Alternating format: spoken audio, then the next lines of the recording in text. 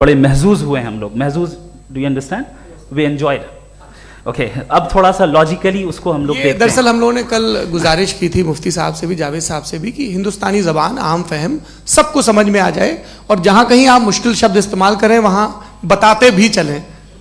Thank you. तो सबसे पहले हमारे रिस्पेक्टेड जावेद साहब ने हवाला दिया कि खुदा फ़ानी है, कितने मजहब आगे चले गए, किसी ने जुपिटर को खुदा माना, किसी ने किसी को माना। मैं कहता हूं जिसने कॉन्टिंजेंट चीज को खुदा माना, गलत माना, वो खुदा ही नहीं, वो खुदा ही नहीं है। हम तो नेसेसरी बीइंग को साबित करने बैठे हैं, वो नेसेसरी कॉज जो इटरनल है, जो अबदी भी है और अजली भी है। हम किसी और को साबित करने नहीं बैठे। दूसरी चीज उन्होंने कहा कि फेथ एंड बिलीफ, ये एक ऐसी डेफिनेशन है फेथ की जो इन्होंने पहली मर्तबा पेश की है, या माफ कीजिएगा इन्होंने पहली मर्तबा पेश नहीं की है, रिचर्ड डॉकिंस ने पहली मर्तबा पेश की है। मुझे मालूम है ये सोर्स कहां से है। एपिस्टेमोलॉजिकली फेथ और बिलीफ का फर्क आप इस तरह नहीं कर सकते सर। फेथ सही भी होता है, गलत भी होता है, बिलीफ सही भी होता है, गलत भी होता है। जो लॉजिक, रीजन और एविडेंस से बैक्ड होगा वो फेथ सही होगा। और आप जिस फेथ की बात कर रहे हैं कि इलॉजिकल है और उसके पीछे नहीं है, तो we are on the same page. हम नहीं मानते उस फेथ को, जो फेथ ऐसा हो जिसके पीछे कोई लॉजिक ना हो, एविडेंस ना हो, हम नहीं मानते। हम तो उस फेथ के कायल हैं जिसके पीछे लॉजिक हो और एविडेंस हो। तो बिलीफ सही भी होता है, गलत भी होता है, फेथ भी सही होता है और गलत भी होता है। तो आज फेथ और बिलीफ के डिफरेंस पे बात नहीं हो रही है। आज आप चाहे फेथ एक्सेप्ट कर लें या बिलीफ एक्सेप्ट कर लें, आज ये बात होगी कि ट्रूथ क्या है, चाहे ट्रू बिलीफ सही है या ट्रू फेथ सही है, और फॉल्स फेथ क्या है और फॉल्स बिलीफ क्या है, बात इस पे हो रही। दूसरी चीज इन्होंने पूछा स्टुपिडिटी फिर क्या है। अगर फेथ रिलीजन स्टुपिडिटी नहीं है तो और क्या है? चूंकि फेथ का मुतालबा करते हैं तो स्टुपिडिटी क्या है? मैं कहता हूं स्टुपिडिटी एथिज्म है। उसकी वजह यह है कि आप एक सड़क पे जा रहे हो और आप किसी गार्डन में जाएं और देखें वहां लिखा है फूलों के साथ I love Javed Akhtar and I really do, I love you sir. So जब आप वहां पर पहुंचे तो वहां पहुंचकर अब ये बताएं, क्या आप ये कहेंगे wow what a natural selection? ये क्या नेचुरल सिलेक्शन है? नहीं, ये प्रिसाइजली डिजाइंड है, इसके पीछे डिजाइनर है।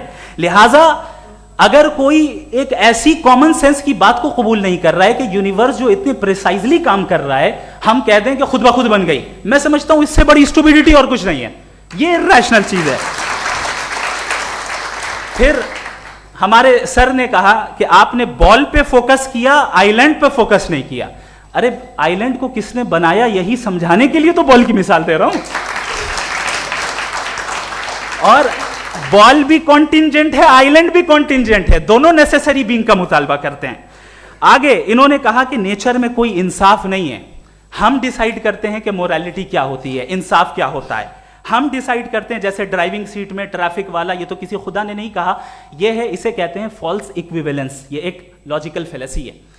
आपने जो है मिसाल दी ड्राइविंग की और ट्रैफिक की, ये सब्जेक्टिव मोरालिटी है।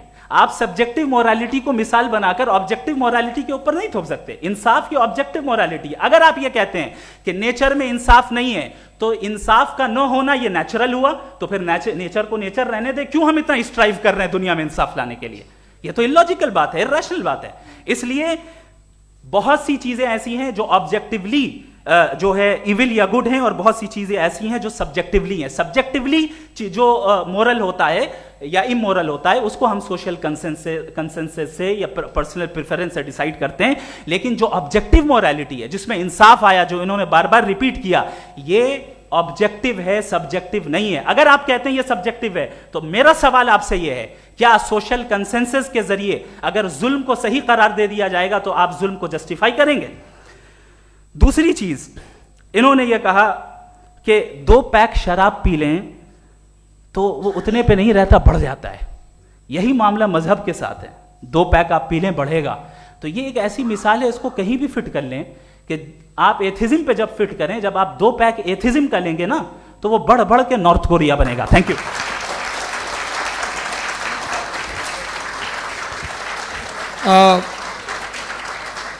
फर्स्ट राउंड की रिबटल के लिए मैं जावेद साहब को इनवाइट कर रहा हूं। आपके पास 7 मिनट का वक्त है, रीसेट कर दीजिएगा प्लीज।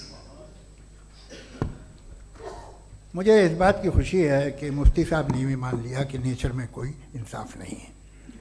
तो कोई भी चीज़ जो इंसान ने नहीं बनाई है उसमें इंसाफ नहीं होता है। एक बात मैं आपसे अर्ज़ करूँ, ज़रा पता लगा लीजिएगा, ये जो आप बाग में जाते हैं बेहद खूबसूरत फूल देखते हैं ना, इनमें से कोई नेचुरल नहीं है। ये सारे फूल क्रॉस करके बनाए गए हैं। जो जंगल में फूल होते हैं निहायत मामूली होते हैं, ये फूल इंसानों ने बनाए हैं। जो आप बाग में देख के वाह वाह कहते हैं, ये इंसानों के बनाए हुए हैं। डिफरेंट फूलों को क्रॉस करके, डेवलप करके, फिर क्रॉस करके इस तरह से बनाए गए। नेचुरल फ्लावर नहीं। किसी जंगल वीरान में जाके आप गुलाब के फूल नहीं देखेंगे। ये सब बनाए हुए इंसान ने, बहुत से काम इंसान ने किए हैं। बाकी है कि आपने मेरी एक बात का जवाब नहीं दिया, जिससे मुझे शिकायत है कि फेथ क्या है और आप फेथ मांगते क्यों हैं मुझसे। आप तो लॉजिकल हैं, आपके पास तो सारे रैशनल्स हैं, आपके पास सारे सबूत हैं, तो आपको फेथ की डिमांड क्यों करते हैं कि भाई तुम सरेंडर कर दो और सवाल मत करो। कोई मजहब सारे सवाल करने की इजाजत नहीं देता है और मना करता है कि ज़्यादा सवाल ना करो, बह जाओगे तुम। आप क्यों रोकते हैं? हकीकत यह है कि इंसानी तारीख क्या है। इंसानी तारीख ये है कि दुनिया में दो तरह के लोग हुए हैं। एक वो जिन्होंने अपनी लाइल्मी की परस्तिश की है, दूसरे वो जिन्होंने अपनी इग्नोरेंस या लाइल्मी से झगड़ा किया है और मालूम किया है कि क्या है। ये जो आप कह रहे हैं, आज आप हैरान हैं कि भाई ये यूनिवर्स कैसे बनी। लोग हैरान थे कि सूरज डूबता है तो इधर से कैसे निकलता है। और आप एक कदम जाके हमेशा का मानने को तैयार है, एक कदम पीछे ही मान जाइए। भाई आप इसके बाद जाते हो, कहते सवाल ना करना कि ये कहाँ से आया, ये पावर तो हमेशा से हमेशा रहेगी। तो आप यूनिवर्स के बारे में मानने में क्या तकलीफ है? एक कदम पहले रुक जाइए। ये हमेशा से थी या नहीं थी हमें मालूम नहीं है। और ये कहना कि हमें मालूम नहीं है, कमाल ये है कि दुनिया के सारे मजहब सब जानते हैं ये दुनिया कैसे बनी थी, कैसे मिटेगी, मरने के बाद क्या होगा, इनको सब इल्म है। इनको किसी को डायनासोर होते थे पहले ये नहीं पता था, किसी को नहीं पता। किसी भी दुनिया की मजहबी किताब में डायनासोर का जिक्र नहीं है। लेकिन बाकी सब बातें, how to make universe in 4 easy lessons and बाकी सब पता है। जिसको सब पता है वो गड़बड़ है। हम में ये इंकिसार, ये ह्यूमिलिटी होनी चाहिए कि हम ये कहें कि हमें ये बहुत सारी बातें नहीं मालूम, लेकिन हम उनकी परस्तिश ना करें, अपनी लाइल्मी को की परस्तिश ना करें, हम उसे पता लगाने की कोशिश करें। जिस दुनिया में आप बैठे हैं सर, ये हॉल जो है, ये इलेक्ट्रिसिटी जो है, ये माइक जो है, जिस हवाई जहाज से आप आए थे, वो जिस कार से आप यहाँ आए हैं, ये सब उन लोगों की बनाई हुई है जिन्होंने सवाल किए थे। ये दुनिया जिसमें आप आज आराम से हैं, ये उन लोगों की बनाई है कि जिन्होंने सवाल किए थे। और हर स्टेज पे इन सवालों को मकरूह कहा गया था, गलत कहा गया था। आप जरा तारीख पढ़िए, एक बड़ी दिलचस्प किताब है बर्ट्रैंड रसेल की, जिसमें उसने रिलीजन एंड साइंस कि कब से रिलीजन जो है साइंस के अगेंस्ट है। और हद तो यह है कि भाप के इंजन के खिलाफ थे, स्टीम इंजन के भी खिलाफ थे, और फतवे हुए उन पर, वेटिकन ने दिए। तो ये हमेशा, अभी जैसे ही ये राइट विंगर आते हैं अमेरिका में पावर में, तो वो जो अपना ये क्या बोलते हैं उसे, सीड क्या बेटे, सीड क्या जो, हाँ नहीं सीड जो होते हैं जिस पे जी नहीं भाई, वो जो ह्यूमन बॉडी के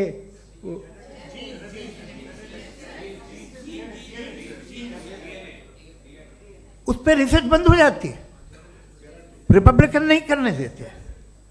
अरे भाई इतना डर क्या है तुम्हें? एक ज़माने में बहुत नाराज़ थे ये सारे मजहबी लोग कि ये इंसान तो इंसान बनाने की कोशिश कर रहा है। आपको क्या तकलीफ भाई, बना ले तो बना लेने दो, ये खौफ क्या है? और ये सब आज जो आप कह कर रहे हैं नामुमकिन है, ये कैसे हुआ? मुझे एक किस्सा याद आता है। जब मैं 6ठी क्लास में था तो मैं मैथमेटिक्स में बहुत वीक था, तो एक टीचर रख दिया गया, उसने 1 2 3 4 5 6 7 तो सिखा दिया मुझे। वो दिन मैं भूल नहीं सकता हूँ मुफ्ती साहब, जिस दिन उसने ये बताया कि 1/2 क्या होता है और 3/4 क्या होता है, मुझे ऐसा लगा कि मेरा सर बीच से फट जाएगा। यह आदमी कह रहा है कि जो दीवार के अंदर जाओ वॉक करते हुए। आज हंसता हूं मैं इस बात पे। तो आज जो बातें आपके जहन से बिल्कुल परे हैं और आप हैरान होते हो उन्हें देख के, एक वक्त आएगा कि मामूली लगेंगे। और हुआ है, आपकी इंसानी तारीख ही है। इतनी जल्दी सारे फैसले आप मत कर लीजिए, थोड़ा ये ह्यूमिलिटी रखिए कि भाई ये हमें नहीं मालूम। ये कहने में क्या आ रहा है, ये यूनिवर्स कहाँ तक फैली, ये कब से है और कब तक रहेगी, हमें नहीं मालूम। आपने फैसला कर लिया कब बनी। ये आपके हिसाब से कोई 14 बिलियन ईयर बनी जो समझा जाता है। उससे पहले हजारों करोड़ों अरबों साल तक खुदा बैठा क्या कर रहा था? खामोश बैठा था, ऐसी जमाइयाँ ले रहा था। फिर उसे आइडिया है, यार एक काम करते, वक्त अच्छा गुजर जाएगा, यूनिवर्स पर आपसे सोचिए। वो तो हमेशा से है ना, मगर यूनिवर्स हमेशा से नहीं है, ये तो बनाई गई है। और उससे पहले क्या था, इनका क्या काम था? कैसी बात है, ये बड़ा आसान है। जो बात हमें आज धीरे धीरे पता चली है, बरसों 2000 और 2500 साल पहले आपको किसी ने बता दिया कि क्या था, आप मान गए और तब से वही मान रहे हैं जो 2500 साल पहले कहा गया था। सब कुछ बदल गया है, सॉल्व हो रही हैं चीज़ें। अभी साइंस बिल्कुल दावा नहीं करती, या कोई फिलोसफर ये दावा नहीं करता कि हमें सब मालूम, बल्कि वो कहता है कि हमें जितना मालूम होता है उससे ये मालूम होता है कि हमें कितना कम मालूम। तो हम अपनी जहालत से लड़े, उसकी परस्तिश न करें। जी, टाइम है। Thank you so much.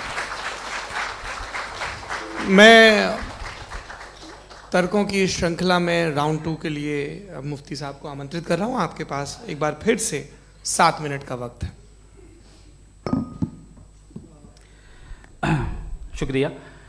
जनाब जावेद अख्तर साहब कई मर्तबा दोहरा रहे हैं कि फेथ का मतलब बताइए, फेथ का मतलब बताइए। मैंने बता दिया, फेथ सही भी होता है, गलत भी होता है। और आज हम फेथ पे बात नहीं कर रहे, हम ट्रुथ और डज गॉड एग्जिस्ट पे बात कर रहे हैं। क्या डज गॉड एग्जिस्ट, ये ट्रुथ यानी गॉड है या नहीं है, इसमें से दोनों ट्रुथ क्या है। अब आप उसे फेथ कह लें, बिलीफ कह लें, नॉट माई बिजनेस। उसके बाद आपने कहा कि भाई सवाल करने से मजहब रोकता है। मैं कहता हूं जो रोकता है वो रोकता होगा, मैं नहीं रोकता। बल्कि सवाल करें, सवाल करना चाहिए। सवाल कर करके तो हम आगे बढ़ते हैं, तरक्की करते हैं, और इसीलिए मैं आज यहां पे आया हूं। लेकिन सवाल सिर्फ खुदा से नहीं होगा, आपसे भी होगा। सवाल एथिज्म से भी होगा, सवाल सिर्फ मजहब से नहीं होगा, सबसे होगा। और आज मैं सवाल करूंगा और उम्मीद है कि आप जवाब देंगे। अभी तक आपने वैसे कॉन्टिंजेंसी आर्गुमेंट का कोई जवाब नहीं दिया। चलें, आपने कहा यूनिवर्स के बारे में इटर्नल क्यों नहीं बोल देते। ये चूंकि लॉजिकली पॉसिबल ही नहीं है कि यूनिवर्स इटर्नल हो। यूनिवर्स एक कॉन्टिंजेंट चीज है जो टाइम एंड स्पेस के पाबंद है, टाइम एंड स्पेस से बाउंड है। जो टाइम एंड स्पेस से बाउंड होगा वो कॉन्टिंजेंट होगा, जो कॉन्टिंजेंट होगा वो उसकी बिगिनिंग हुई होगी, जिसकी बिगिनिंग हुई होगी वो इटर्नल नहीं हो सकता। ये तो कॉमन सी बात है। आपने कहा कि किसी मजहबी किताब में डायनासोर का जिक्र नहीं है। अफसोस कि आज तक किसी मैथमेटिक्स के किताब में मुझे डायनासोर का जिक्र नहीं मिला। तो इसका मतलब मैथमेटिक्स की किताब बेकार है? नहीं, उसका वो टॉपिक नहीं है। रेवलेशन का और मजहबी किताबों का टॉपिक ये नहीं है कि आपको आके बताए साइकिल कैसे बनाते हैं, या आकर ये बताएं कि जो है डायनासोर कब था। वो तो मोरालिटी सिखाने आया है, गॉड के बारे में बताने आया, नॉन फिजिकल रियलिटी की हकीकत को सिखाने के लिए आया। रिलीजियन साइंस को रोकता है? नहीं रोकता। अगर रोकता है तो गलत करता है। रिलीजियन साइंटिज्म को रोकता है, जिसमें हमारे जावेद साहब मुब्तला हैं। साइंस और साइंटिज्म में फर्क है। साइंटिज्म यह है कि आप समझें कि साइंस और साइंटिफिक मेथोडोलॉजी ये नॉलेज को हासिल करने का वाहिद सोर्स ऑफ नॉलेज है। यह है साइंटिज्म। हम इसे रिजेक्ट करते हैं। हम साइंस को तो तरक्की करते हैं, भाई आप हमारी पूरी तारीख कर लें, पढ़ लें तो आपको पता चल जाएगा। बहरहाल ये अलग टॉपिक है। उसके बाद इन्होंने एक लफ्ज कहा, वेटिकन ने फतवा दिया। वेटिकन का फतवे से कोई ताल्लुक नहीं है, दोनों कॉन्ट्राडिक्टरी अल्फाज हैं। उसके बाद उन्होंने कहा कि भाई हमें नहीं मालूम। अगर नहीं मालूम तो क्लियरली कह देना कि नहीं मालूम है, इसमें क्या हर्ज है। तो वही तो मैं कह रहा हूं ना कि आप कह दें कि नहीं मालूम, लेकिन क्लेम क्यों कर रहे हैं कि गॉड एग्जिस्ट नहीं कर रहा है। आप कह दें नहीं मालूम है, हो सकता है हो सकता ना हो, लेकिन आप क्लेम कर रहे हैं। The moment you say God does not exist, this is a claim and now the burden of proof is upon you too, जैसे हमारे ऊपर है। और क्यों है मैं बताता हूं, क्यों है ये भी मैं बताता हूं। फिलोसॉफिकली जो क्लेम होता है ना, सिर्फ ये नहीं होता कि इंसान कहे पॉजिटिव क्लेम करे और नेगेटिव क्लेम करे तो बर्डन ऑफ प्रूफ नहीं है। आप मिसाल के तौर पे मैं कहूं कि फुला उस कमरे में कोई नहीं है, मैंने एक नॉलेज का क्लेम किया है, उस कमरे में कोई नहीं है, मैंने एक नॉलेज का क्लेम किया, या तो मैं कहूं मुझे नहीं पता, हो भी सकता है नहीं भी हो सकता है, this is not a claim. लेकिन जब मैं कह रहा हूं कि वहां कोई नहीं है या मैं कह रहा हूं वहां कोई है, दोनों क्लेम है और दोनों के ऊपर बर्डन ऑफ प्रूफ है, हमारे ऊपर भी बर्डन ऑफ प्रूफ है, मैंने कंटिजेंसी आर्ग्यूमेंट दिया, इसे तोड़कर दिखाइए। आखिरी चीज, इन्होंने कहा कि खुदा दुनिया बनाने से पहले 150 साल पहले या करोड़ों साल पहले क्या कर रहा था। अरे हजरत, चलें बहरहाल मैं जवाब दे देता हूं, आप हमारे रिस्पेक्टेड पर्सनालिटी हैं, अगर आप नहीं होते तो मैं ऐसे एंटरटेन ही नहीं करता। टाइम, ये 100 साल पहले या 100 साल बाद, पहले बाद में अभी, ये वो अल्फाज हैं जिनका ताल्लुक टाइम से है। टाइम शुरू ही हुआ है यूनिवर्स की बिगिनिंग के बाद, तो उसके पहले खुदा क्या कर रहा था, सवाल इलॉजिकल है, ये फेलेसी है। यानी आप ये कह रहे हैं कि यूनिवर्स के बनने से पहले खुदा क्या कर रहा था, टाइम के बनने से पहले, पहले का ताल्लुक टाइम से, टाइम उस वक्त था ही नहीं, तो ये सवाल ही इनवैलिड है खुदा के ताल्लुक से। दूसरी चीज, आर्ग्यूमेंट ऑफ कंटिजेंसी जो मैंने आपके सामने पेश की है, आपने बार बार ये प्रूफ किया और ये कह रहे हैं कि गॉड ऑफ गैप्स। देखिए पहले नहीं मालूम था, साइंस ने कर दिया। सिंपल्स की मिसाल से मैं समझा देता हूं। जिस गैप्स की आप बात कर रहे हैं ना, साइंस उन गैप्स को जिन चीज के जरिए भी प्रूव करेगा वो कॉन्टिंजेंट ही होगा, अब चाहे वो फोर्स हो, मैटर हो या एनर्जी हो। लिहाजा सवाल हमारा उस वक्त भी वैलिड होगा जब तक कि आप नेसेसरी बीइंग पे ना आ जाएं, और इन्फिनिट रिग्रेस पॉसिबल नहीं है of causes in practical world, तो जाहिर है कहीं रुकना पड़ेगा, जहां रुकेंगे वही खुदा है। दूसरी चीज, आपने ये कहा, क्या कह रहा था मैं, किस पॉइंट को? What? Oh no, after that. Just now. हाँ, जहां रुकेंगे वही खुदा है। बहरहाल, तो टाइम का जिक्र हो गया, गॉड ऑफ गैप, सॉरी, या इसकी एक मिसाल आप ले लें। एक कार है, एक साहब ने देखा कि भाई कार जो है उसके व्हील्स कितने अच्छे लगे हुए हैं सही जगह पे, स्टीयरिंग जो है कितने अच्छे जगह पे लगी हुई है, और सीट्स कितने वेल डिजाइंड है, कितनी प्रिसाइजली ये कार काम कर रही है, तो जरूर कोई ना कोई इसे क्रिएट किया है, किसी ने क्रिएट किया है। अब जावेद साहब आए और कहे अरे जनाब बोनेट खोलिए, इसमें इंजन है, इंजन इस कार को चला रहा है, hence prove no one has created the car. This is illogical, this is irrational. आपने इंजन के जरिए उस गैप को तो साबित किया, लेकिन क्या उससे कार की जो क्रिएशन है और उसका जो क्रिएटर है ये इम्पॉसिबल हो जाए, ऐसा पॉसिबल है? उसका सवाल खत्म हो जाए, ऐसा पॉसिबल है? नहीं। आपने गैप्स को फिल करके, कॉन्टिंजेंट चीजों से गैप्स को फिल करके हमारे ऑब्जर्वेशन को और ब्रॉड कर दिया। अब हमें और पता चल गया कि ये जो कार है इसका सिस्टम कितना ज्यादा कॉम्प्लेक्स है। पहले कम समझते थे, अब कॉम्प्लेक्सिटी और ज्यादा वाजे हो गई। अब हमें समझ में आ रहा है कि हमारी सर्टेनिटी और बढ़ गई कि जरूर इस कार को किसी ना किसी ने बनाया। यही मामला यूनिवर्स का है। साइंस हमेशा फिजिकल वर्ल्ड की चीजों को ही फिल करती जाएगी और फिजिकल चीजों से ही करती जाएगी, चूंकि एम्पेरिकल एविडेंस का ताल्लुक फिजिकल वर्ल्ड से है। आप साइंस के जरिए मेटाफिजिकल रियलिटी को कभी साबित नहीं कर सकते। ये रॉन्ग टूल का इस्तेमाल करना है। ये वही काम है कि आप मेटल डिटेक्टर से प्लास्टिक डिटेक्टर करने चलें, जो कि जाहिर है सही नहीं है। Thank you.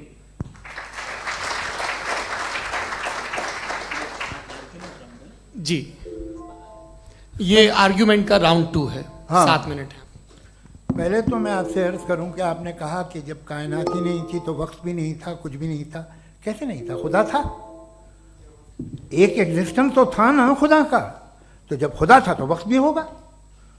ऐसा नहीं है कि कुछ भी नहीं था, खुदा था। अच्छा, बाकी एक आपने कहा साहब आप साबित कीजिए, आपके पास भी लॉजिक है, मेरे पास भी लॉजिक है। आप मेरा जिम्मेदारी नहीं है साबित करना कि खुदा है। बर्टन रसल ने बड़ी अच्छी बात कही। बर्टन रसल ने बड़ी अच्छी बात कही। मैं आपसे अगर ये दावा करूं कि एक चाय की केतली मरीख के चारों तरफ घूम रही है, मार्स के चारों तरफ, तो यह आपका काम नहीं है कि आप साबित करें कि कोई चाय की केतली नहीं है। ये मेरा काम है, मैंने दावा किया है। ये दावा तो मजहबी लोग करते हैं कि खुदा है, मैं क्यों साबित करूं कि नहीं है? जब तक आप मुझे कन्विंस नहीं कर देंगे मैं नहीं मानूंगा। आपकी जिम्मेदारी है, मेरी जिम्मेदारी नहीं है। दोयम ये कि ये जो आप कह रहे हैं, जो गैप्स हैं, ये गैप जब जब किसी मजहब को चैलेंज करते हैं, जब ऐसा कोई बात आती है तो हंगामा हो जाता है कि जब वो चैलेंज करें किसी फेथ को। ये तमाम साइंस जो है इसे मुख्तलिफ जगहों पे मुख्तलिफ वक्तों में मज़हब ने रोकने की कोशिश की है। ये किताब है religion and science Bertrand Russell की, पढ़िएगा, अच्छी लगेगी आपको। तारीख़ ही है साइंस, मज़हब की साइंस से उसका यही रिश्ता है। अच्छा, अब ये हम सोचें कि बहरहाल ये वजूद जो है मज़हब और ये बिलीव इन गॉड इंसान को बेहतर बना देता है, तो एक काम कीजिए, हिंदुस्तान वर्ल्ड का नक्शा लीजिए और मार्क कीजिए कि रिलीजन कहाँ कहाँ ज़्यादा है, कहाँ कहाँ, चाहे वो लैटिन अमेरिका हो या मिडल ईस्ट हो या फार ईस्ट हो या हिंदुस्तान के वो इलाके जहाँ मजहबियत ज़्यादा है। रख दीजिए नक्शा अलग।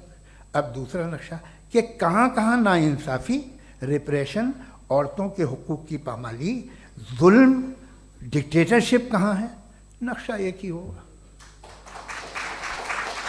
तो आप मुझे बताएं कि जो इसका तरकीब इस्तेमाल क्या है, खुदा का तरकीब इस्तेमाल तो बताइए। आप छोटी सी दवा सड़क पे बेचते हैं उसकी भी तरकीब इस्तेमाल बताते हैं, इसके इस्तेमाल से तो फ़ायदा ही नहीं हुआ किसी को। जो सारे के सारे ख़राब मुल्क हैं, ख़राब समाज है, वो सारे जुल्म खुदा के नाम पे करते हैं। वो गलत करते हैं, सही करते हैं, मुझे क्या लेना देना उससे। इस्तेमाल से मालूम होता ना। एक विस्की की बोतल कभी शायद देखी हो आपने, लाल रंग की होती है, उस पर रोशनी और छपड़ा इंतहाई खूबसूरत लगती है, क्या बिगाड़ रही है किसी का? उसका इस्तेमाल गलत है, इसलिए आप उसे नापसंद करते हैं। इसका इस्तेमाल गलत है, इस तसव्वुर का इस्तेमाल ही गलत है और हमेशा से गलत हुआ है।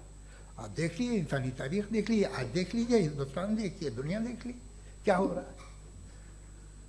इसे कैसे इस्तेमाल कर रहे हैं फेथ वाले लोग? क्या फेयर हैं, जस्ट हैं, जो अपने खुदाओं पे यकीन रखते हैं? वो किस तरह के लोग हैं?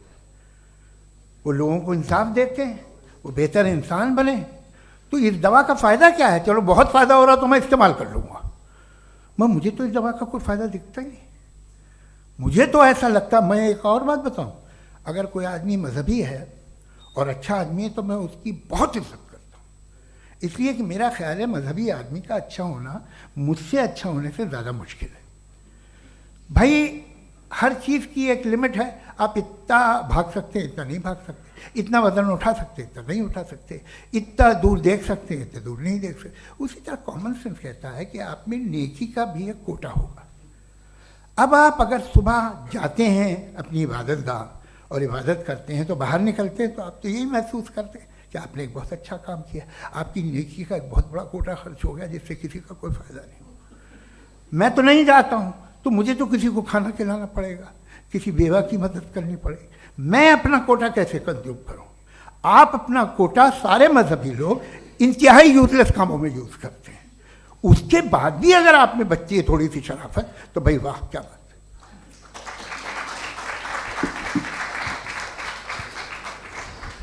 है। एक तो मुझे ये बात बहुत अच्छी लग रही है कि दोनों ही विद्वान समय को मानते हैं और बहुत समय से अपनी दलीलें और बाज दफ़ा समय से पहले अपनी तकरीरें पूरी करके अपनी अपनी कुर्सी पर बैठ रहे हैं।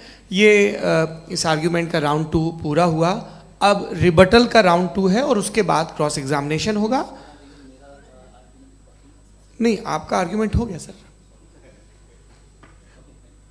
हमारे यहाँ स्कूल के सिलेबस में पंच परमेश्वर कहानी पढ़ाई जाती है, प्रेमचंद जी की लिखी हुई। आप निश्चिंत रहिए, आपके कोई राउंड में मिस नहीं होने दूंगा। रिबटल का राउंड 2 मुफ्ती शमाइल नदवी साहब।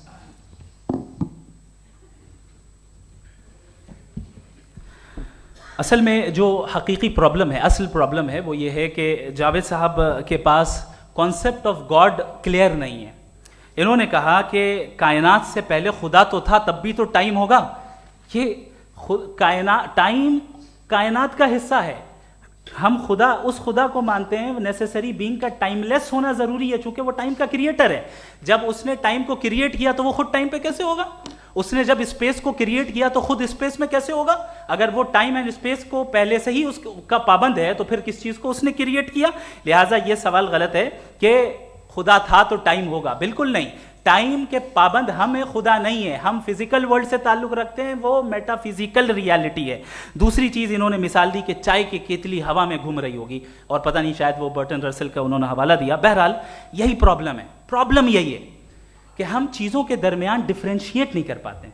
ये जो आपने मिसाल दी ये इमेजिनेशन है, और मैं जो साबित कर रहा हूं वो लॉजिकल नेसेसिटी है। आप इमेजिन करने आए तो कुछ भी करें, जुपिटर में पिंक एलिफेंट होगा, यूनिकॉर्न होगा, करें, उससे कायनात पे क्या फर्क पड़ता है? उससे आप लॉजिकल नेसेसिटी साबित नहीं कर सकते। मैं तो उस प्राइम कॉज की बात कर रहा हूं, उस नेसेसरी बीइंग की बात कर रहा हूं जिसके बगैर इस कायनात का एग्जिस्टेंस मुमकिन नहीं है। दूसरी चीज, मजहब को साइंस चैलेंज करती है वगैरह वगैरह, ये हमारा टॉपिक ही नहीं है। मैं इस पर बात करूंगा तो फिर मेरा वक्त चला जाएगा। मजहब के ऊपर चूंकि हमारी डिस्कशन नहीं है, साइंस को मजहब और बिलखुसूस मैं और हमारा वर्ल्ड व्यू कम अज कम साइंस को पीछे नहीं करता है, साइंटिज्म की मजम्मत करता है। इसकी वजाहत मैंने पहले कर दी। दूसरी चीज इन्होंने कहा वर्ल्ड का नक्शा लीजिए, वर्ल्ड मैप लीजिए, दो अलग अलग जगह की। हजरत मैंने ये होमवर्क किया था, और मैंने मिडिल ईस्ट का एक नक्शा लिया और यूरोप का एक नक्शा लिया। ये मजहबी इलाका और ये लिबरल और एथीस्ट इलाका। मुझे पता चला कि सबसे ज्यादा रेप केसेस जो हैं वहां पर है।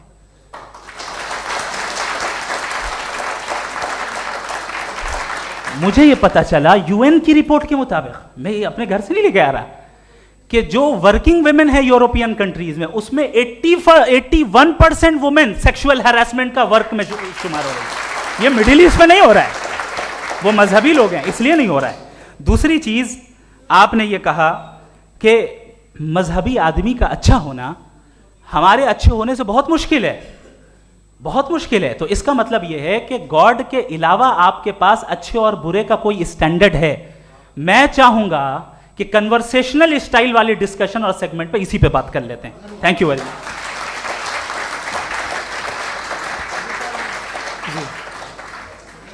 ये रिबटल का राउंड 2 है। आपके पास 5 मिनट का वक्त है, और इसके बाद क्रॉस एग्जामिनेशन शुरू करेंगे। आप चाहें तो जो इन्होंने सवाल पूछे उनके जवाब आप रिबटल में भी दे सकते हैं। जी जी, देखिए पहले तो ये बात कि ये मिसाल गलत नहीं है, गलत है।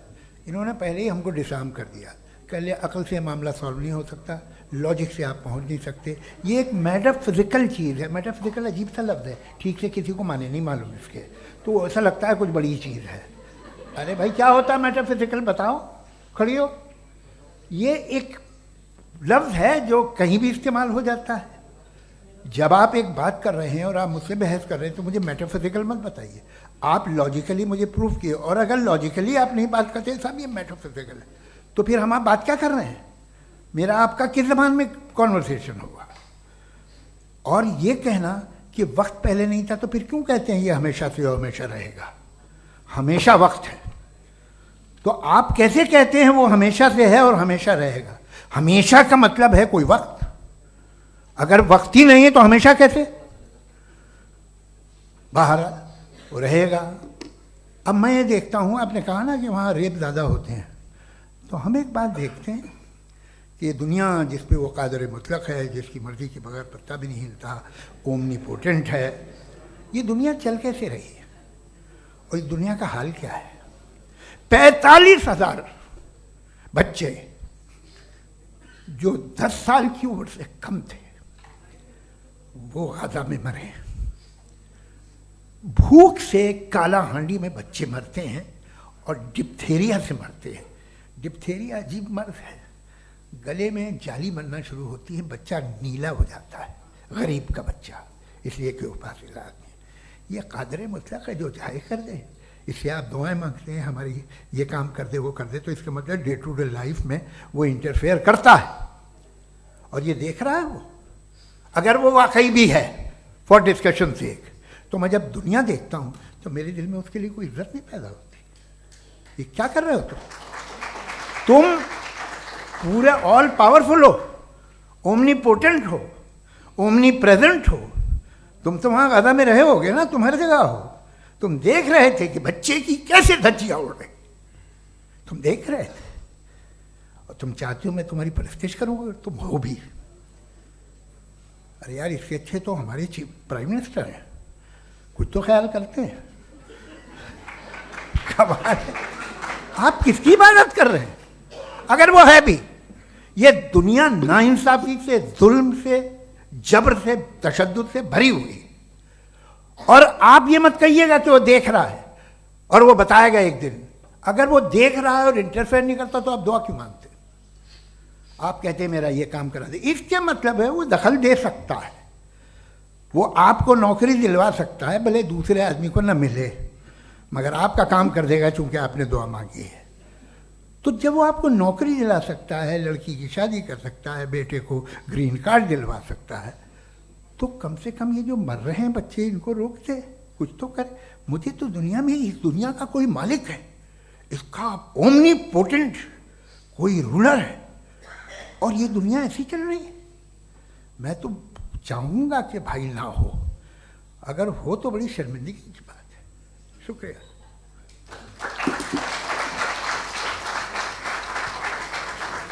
देवियों और सज्जनों, इस बहस के 2 राउंड और 2 रिबटल पूरे हो चुके हैं। अब सबसे ज़रूरी और सबसे मुश्किल राउंड शुरू हो रहा है, क्रॉस एग्जामिनेशन का। अब इन विद्वानों की सज्जनता की एक परख भी होगी और वक्त हमने 16 मिनट का तय किया है। पहला सवाल आप पूछना चाहेंगे? जी बिल्कुल। पहले बोले भी आपके। आप माइक ले लीजिएगा हाथ में, ये नीचे से ऑन जी। मैं बोलता हूँ, ये डायस हटा सकते हैं क्या हम थोड़ा क्विकली? डायस पीछे कर दीजिए बस थोड़ा सा, है, ताकि ये जो दाएं बाएं लोग बैठे हैं, इसे हटा ही दीजिए। अब हम वहाँ तो जाने वाले नहीं। आराम से आराम से दोनों तरफ से हटा दीजिए।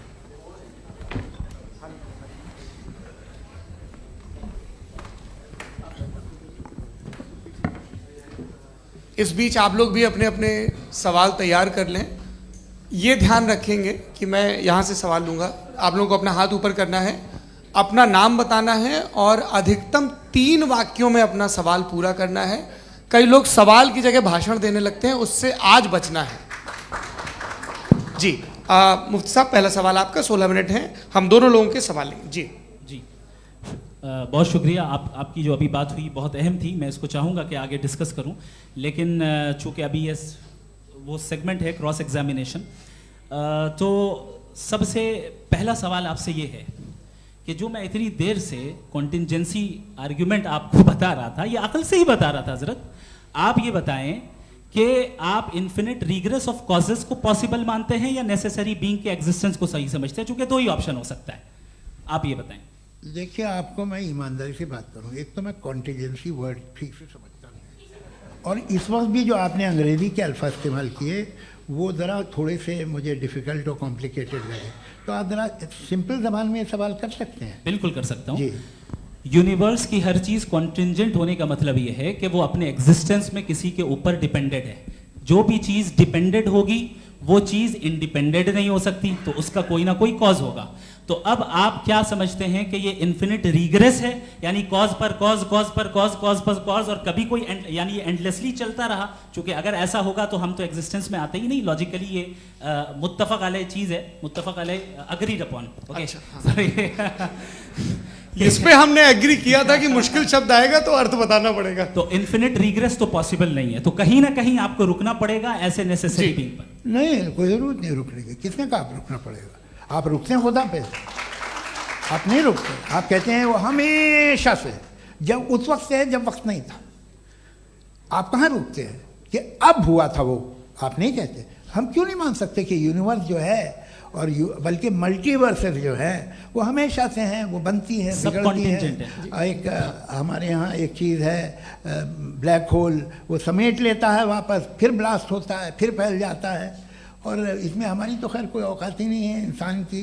एक छोटे से ज़र्रे पे हम 50-60 साल की उम्र रखते हैं, जो करोड़ों अरबों साल की कायनात है उसमें, और पैदा भी नहायत ही बेहुदा वजह से हुए थे।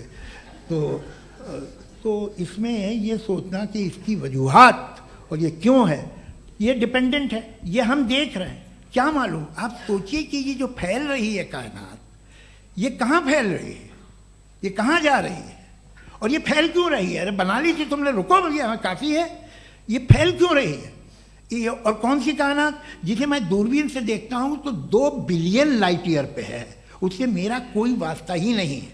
2 बिलियन ईयर यानी अगर मैं 80,000 माइल्स पर सेकेंड से चलूँ तो 20 करोड़ साल में वहाँ पहुँच जाऊँगा। इसकी ज़रूरत क्या थी?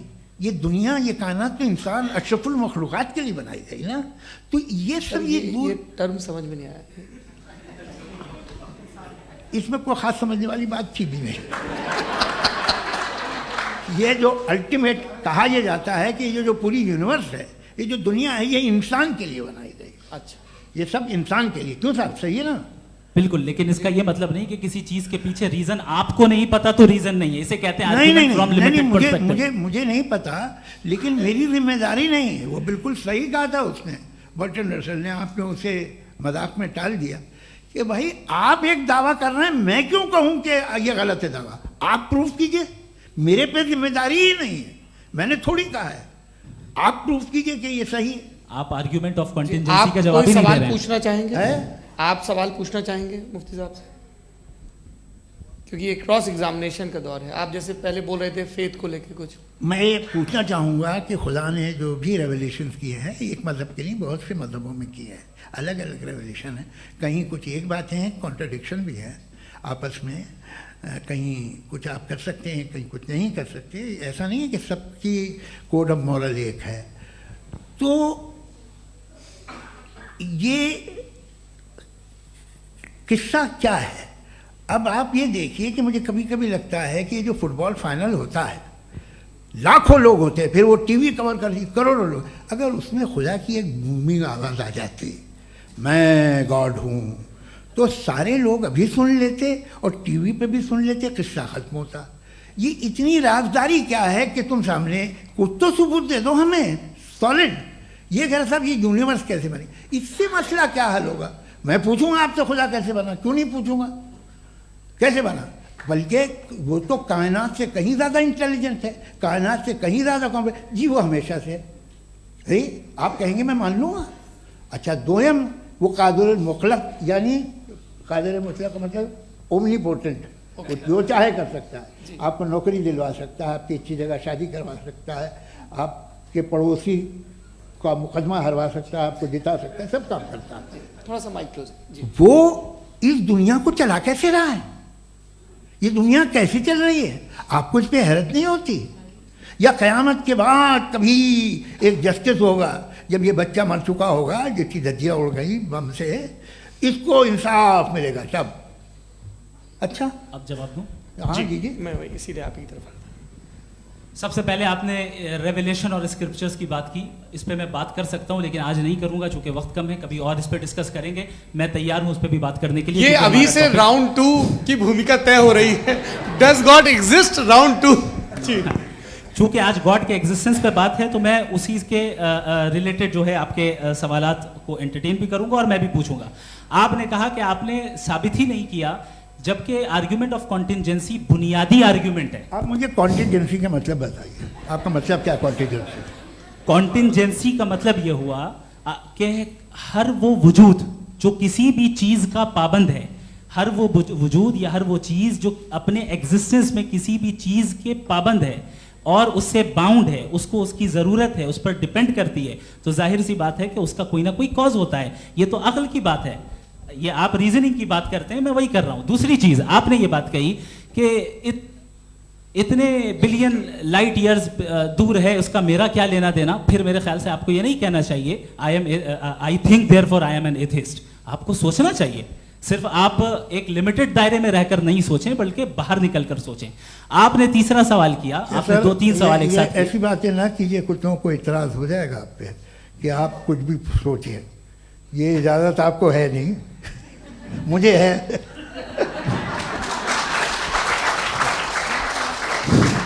जी, आपने प्रॉब्लम ऑफ इविल के ताल्लुक से सवाल किया और बार बार आप एक लफ्ज रिपीट कर रहे हैं कि ओमनीपोटेंट गॉड है। ऑल पावरफुल गॉड है। यही तो दरअसल समझना है कि गॉड का कॉन्सेप्ट क्या है। प्रॉब्लम ऑफ इविल जो है, प्रॉब्लम ऑफ इविल दर हकीकत दो असम्पशंस पर कायम है। अगर आप इन दो असम्पशंस को समझ जाएं तो ये प्रॉब्लम नहीं रहेगी, आर्ग्यूमेंट आपको समझ में आ जाएगी कि ये कोलैप्स कर जाता है। पॉइंट नंबर 1, यानी जो आपका सबसे पहला फॉल्स असम्पशन है कि गॉड मर्सीफुल है, ओमनीपोटेंट है, दुनिया में जुल्म हो रहा है। लेकिन आपको ये समझना चाहिए कि हमारे वर्ल्ड व्यू के मुताबिक गॉड सिर्फ ओमनीपोटेंट और सिर्फ मर्सीफुल नहीं है, बल्कि वो ऑल वाइज भी है और वो ऑल नोइंग भी है। उसके हर काम के पीछे हिकमत और विजडम है। ये कोई जरूरी नहीं है कि वो हिकमत और विजडम आपको समझ में आए या मुझे समझ में आए। अगर आप जो समझ रहे हैं उसके मुताबिक आप फैसला कर रहे हैं, ये लिमिटेड पर्सपेक्टिव से आर्गुमेंट है। और इस चीज को हम अपनी दुनिया में, अपने लाइफ में, डेली लाइफ में इस प्रिंसिपल को एक्सेप्ट करते हैं। हम जब किसी डॉक्टर के पास जाते हैं, डॉक्टर के पास जाकर वो अगर उसने हमें कोई दवाई दी है तो हम ये तो नहीं कहते कि जब तक आपके पास जितना नॉलेज और जितना विजडम नहीं है, आपने क्यों ये दवाई दी है, तब तक हम इस चीज को एक्सेप्ट नहीं करेंगे। नहीं कहते, हम उसकी अथॉरिटी को तस्लीम करते हैं। क्यों? क्योंकि उसकी हम जानते हैं कि वो नॉलेजेबल है, वो विजडम वाला है, हमसे ज्यादा नॉलेज और हमसे ज्यादा विजडम है। बताएं सर। नहीं, डॉक्टर में और खुदा में बड़ा डिफरेंस है। डॉक्टर पढ़ा लिखा होता है, एक तो मैं उसकी बात सुनूंगा। दोयम ये नहीं, कुछ जवाब तो ये भी नहीं है सर। आप प्लीज, ये आ आप जाइए, अगर चलिए। सब ऑडियंस से बोलने लगेंगे तो हाँ। फिर मतलब नहीं सिविलाइज बहस का। मतलब आप ये कहें कि चूंकि आप डॉक्टर पे बिलीव करते हैं इसलिए खुदा पे बिलीव किए, क्या ये मिसाल आपको समझाने के लिए आर्गुमेंट है, इस पे आपको एतराज नहीं है। तो सिंपल बात ये है कि मैं अगर ये यकीन कर लूँ कि एक ओमनीपोटेंट, उसकी मसलहत है, ये जो बच्चे मर रहे हैं ये मसलहत है उसकी, मुझे नहीं चाहिए थी मसलहत। उसकी मसलहत नहीं, यही मसलहत तो क्या समझना है। मतलब एक्सपीडियंस। अच्छा, इस आपने अभी मेरी बात पूरी सुनी नहीं। मैंने कहा आपका पूरा आर्ग्यूमेंट दो फॉल्स असम्पशंस पर है। एक फॉल्स असम्पशन मैंने बता दिया, दूसरा फॉल्स असम्पशन ये है कि इस दुनिया में इविल के होने का कोई गुड रीजन नहीं है, जबकि हमारे पास बाज रीजंस मौजूद हैं, हमारे पास बाज वजूहात मौजूद हैं। अगर इस दुनिया में इविल ना हो तो आप गुड को डिफाइन कैसे करेंगे? अगर जुल्म ना हो आप इंसाफ को समझेंगे कैसे? अगर तारीकी ना हो तो आप लाइट को समझेंगे कैसे?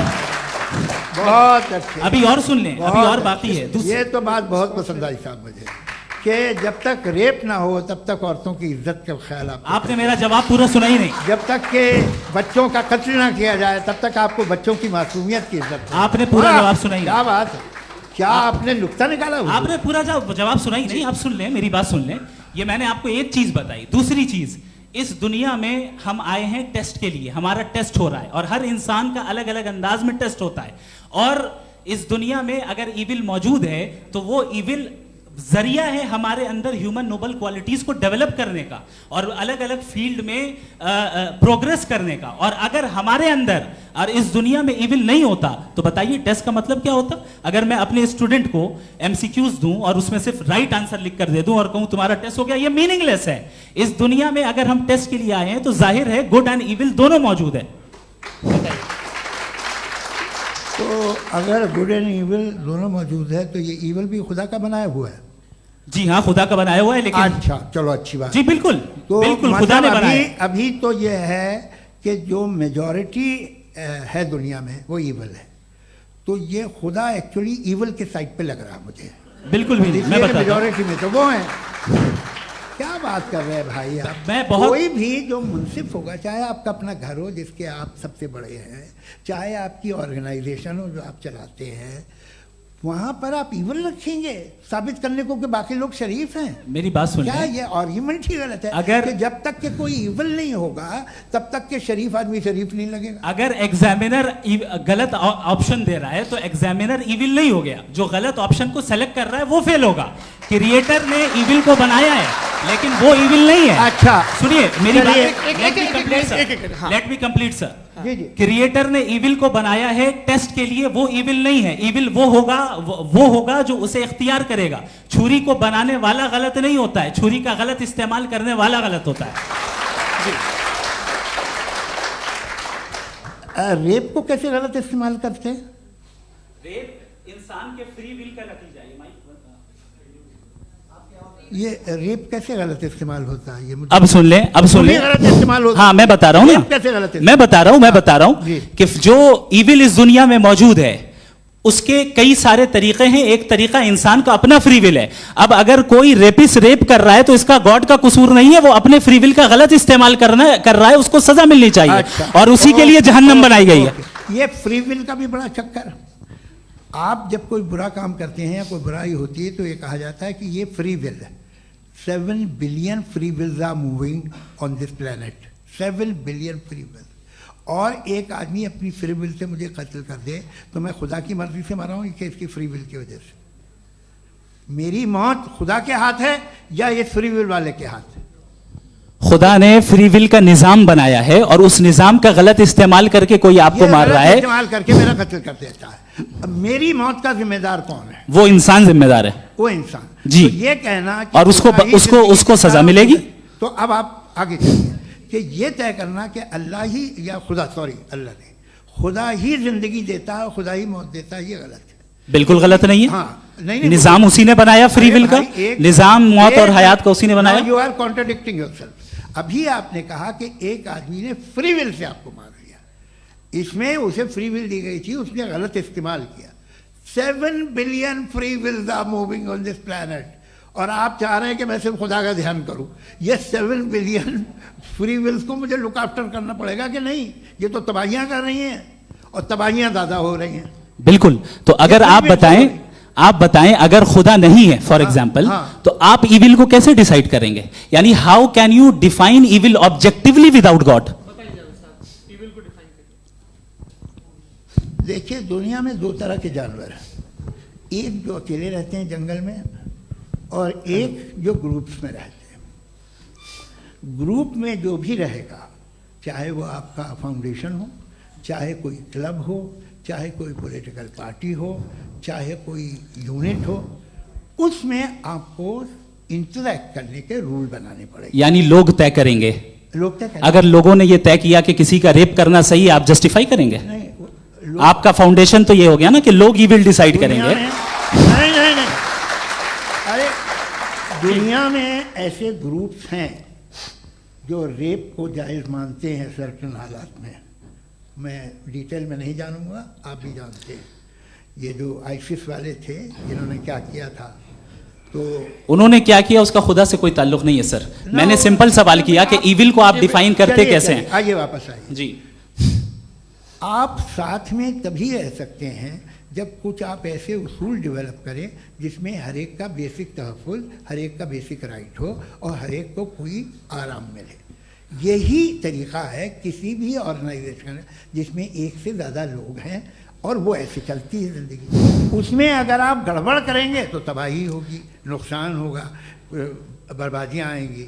और अगर उसमें आप घर ले लीजिए ना, एक हस्बैंड है, एक वाइफ है, बच्चे हैं, वालदा भी हैं, 2 बहनें भी हैं, एक भाई भी है। अब इसमें कोई निज़ाम आपको चाहिए साथ में रहने का और एक दूसरे पे भरोसा रहे, एक दूसरे के बहीख्वाह हों, एक दूसरे की मदद करें, ऐसी जिंदगी। सर आपकी बात आ गई। आप ये कह रहे हैं कि लोग डिसाइड करेंगे क्या सही है क्या गलत है, यही है? मेजॉरिटी डिसाइड करेगी क्या सही है क्या गलत है? अरे भाई बिल्कुल। मेजॉरिटी अगर ये कहे कि नाजी जर्मनी के साथ जिस तरह मेजॉरिटी थी कि जेनोसाइड करना सही है, आप जस्टिफाई करेंगे?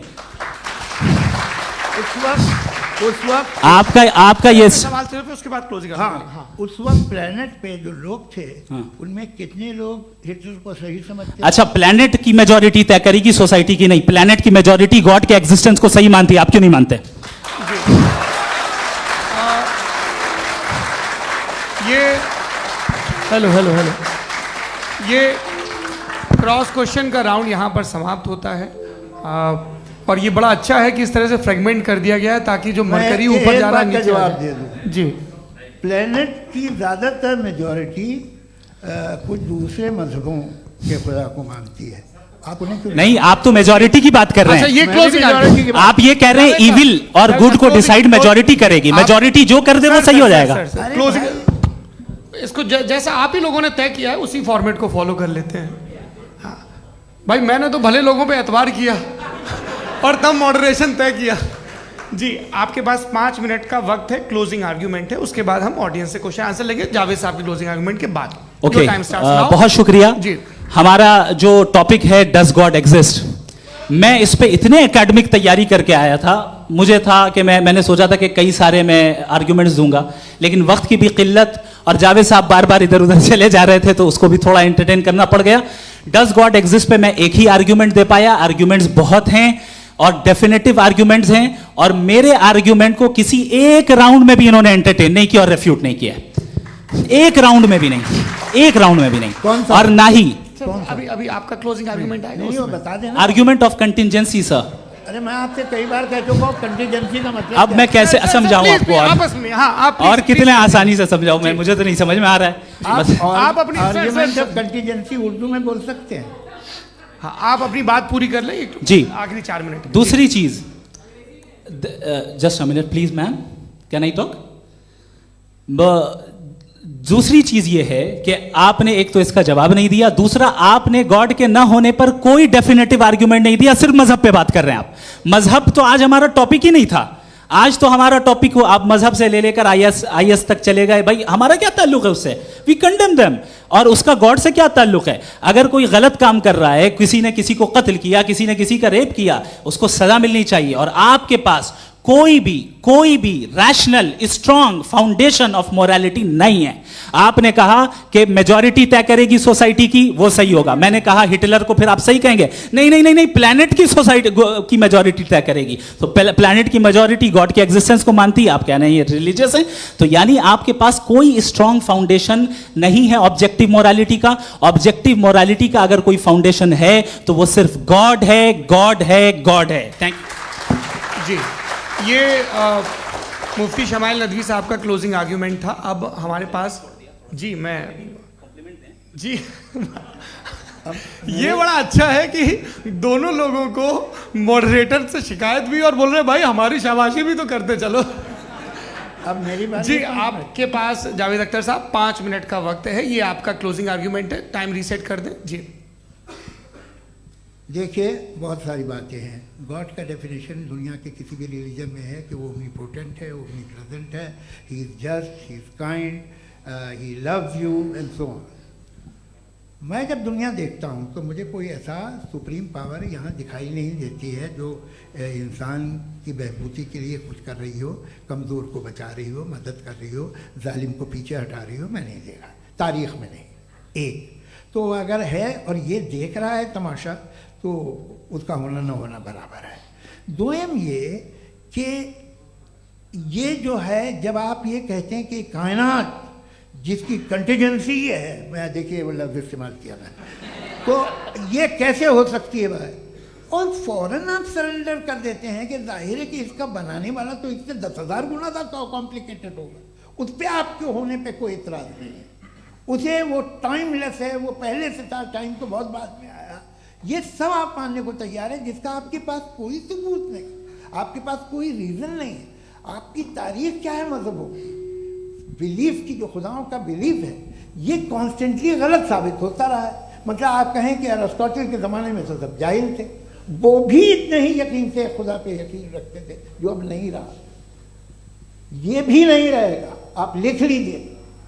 और इसके आसार आपको दुनिया में दिखाई देना शुरू हो चुके हैं।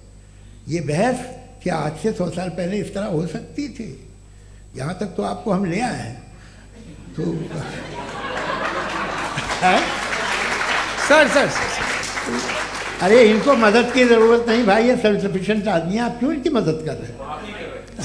Sir please.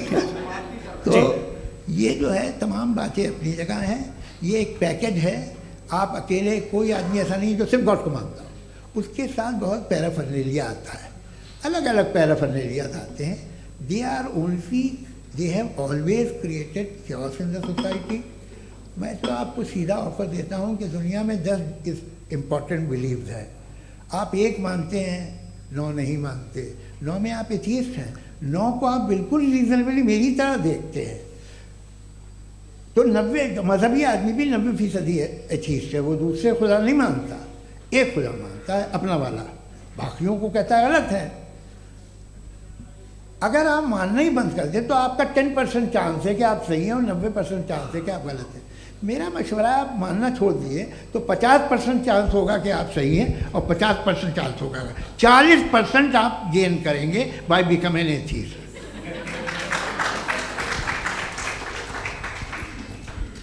ये एक फरसूदा ख्याल है, ये ख़त्म हो रहा है। हो सकता है मेरी ज़िंदगी में ना हो, लेकिन ये हो जाएगा।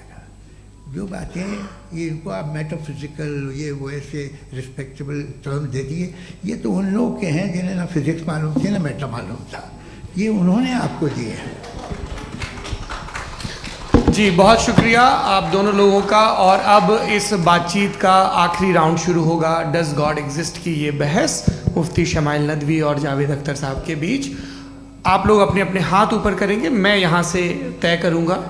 और माइक हमारे पास है क्या? एक ही माइक है ऑडियंस के लिए?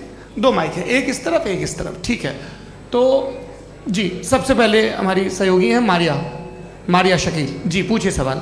थोड़ा सा रुकेंगे ताकि कैमरे का फ्रेम आप पर आ जाए, आपकी तो प्रैक्टिस है टीवी की। जी नदवी साहब, मैं खुदा को मानती हूँ, पहले मैं इसी प्रमाइस से शुरू कर रही हूँ और ये बता रही हूँ आपको, मैं मानती हूँ।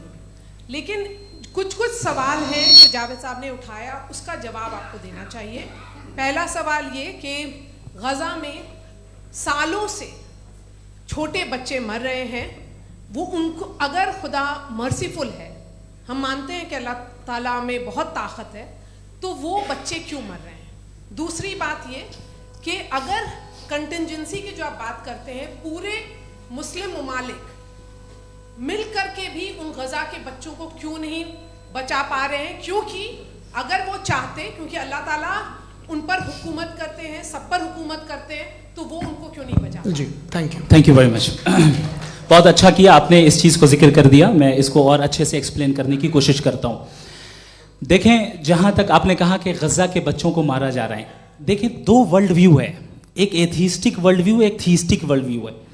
बच्चे मर रहे हैं दोनों वर्ल्ड व्यू में, लेकिन हमारा वर्ल्ड व्यू कह रहा है कि रिकॉम्पेंस है, ये कह रहे हैं कि उनका मरना बेकार जाने वाला है, कोई उसका रिकॉम्पेंस नहीं है, चूंकि इनके यहाँ आखिरत और अल्लाह का कोई तसव्वुर या गॉड का कोई तसव्वुर नहीं है। आपने ये सवाल किया कि गॉड मर्सीफुल है, क्यों नहीं रोकता? ये मैंने बताया कि ये मिसकंसेप्शन है लोगों के दरमियान कि गॉड को सिर्फ मर्सीफुल और ओमनीपोटेंट समझते हैं। गॉड के सिर्फ यही 2 एट्रीब्यूट्स नहीं हैं, गॉड के कई सारे एट्रीब्यूट्स हैं, उनमें से अल हकीम भी है, उनमें से ऑल वाइज भी है, ऑल नोइंग भी है। लिहाजा अगर इस दुनिया में किसी को तकलीफ आ रही है और गॉड उसको नहीं रोक रहा है, वो इसलिए नहीं रोक रहा है चूंकि इंसानों को फ्री विल दिया गया है।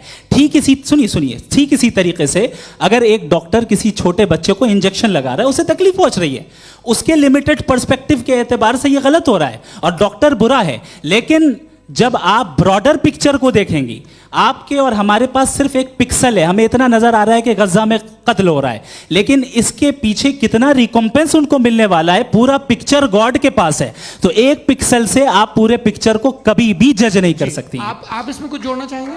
आपको कुछ बोलना है इसमें? भैया आपने बहुत अच्छा जस्टिफिकेशन दिया, या आप वो जो वहाँ के प्राइम मिनिस्टर इजराइल के उन्हें भेजिए, वो बहुत खुश होंगे। आप जस्टिफिकेशन दे देना कि अगर गॉड नहीं है तो बच्चे क्यों मर रहे हैं, आप बताएं। वो ये सवाल पूछ रहे हैं कि अगर आप ईश्वर का अस्तित्व नहीं मानते हैं तो उन बच्चों की मौत को आप कैसे इंटरप्रेट करते हैं?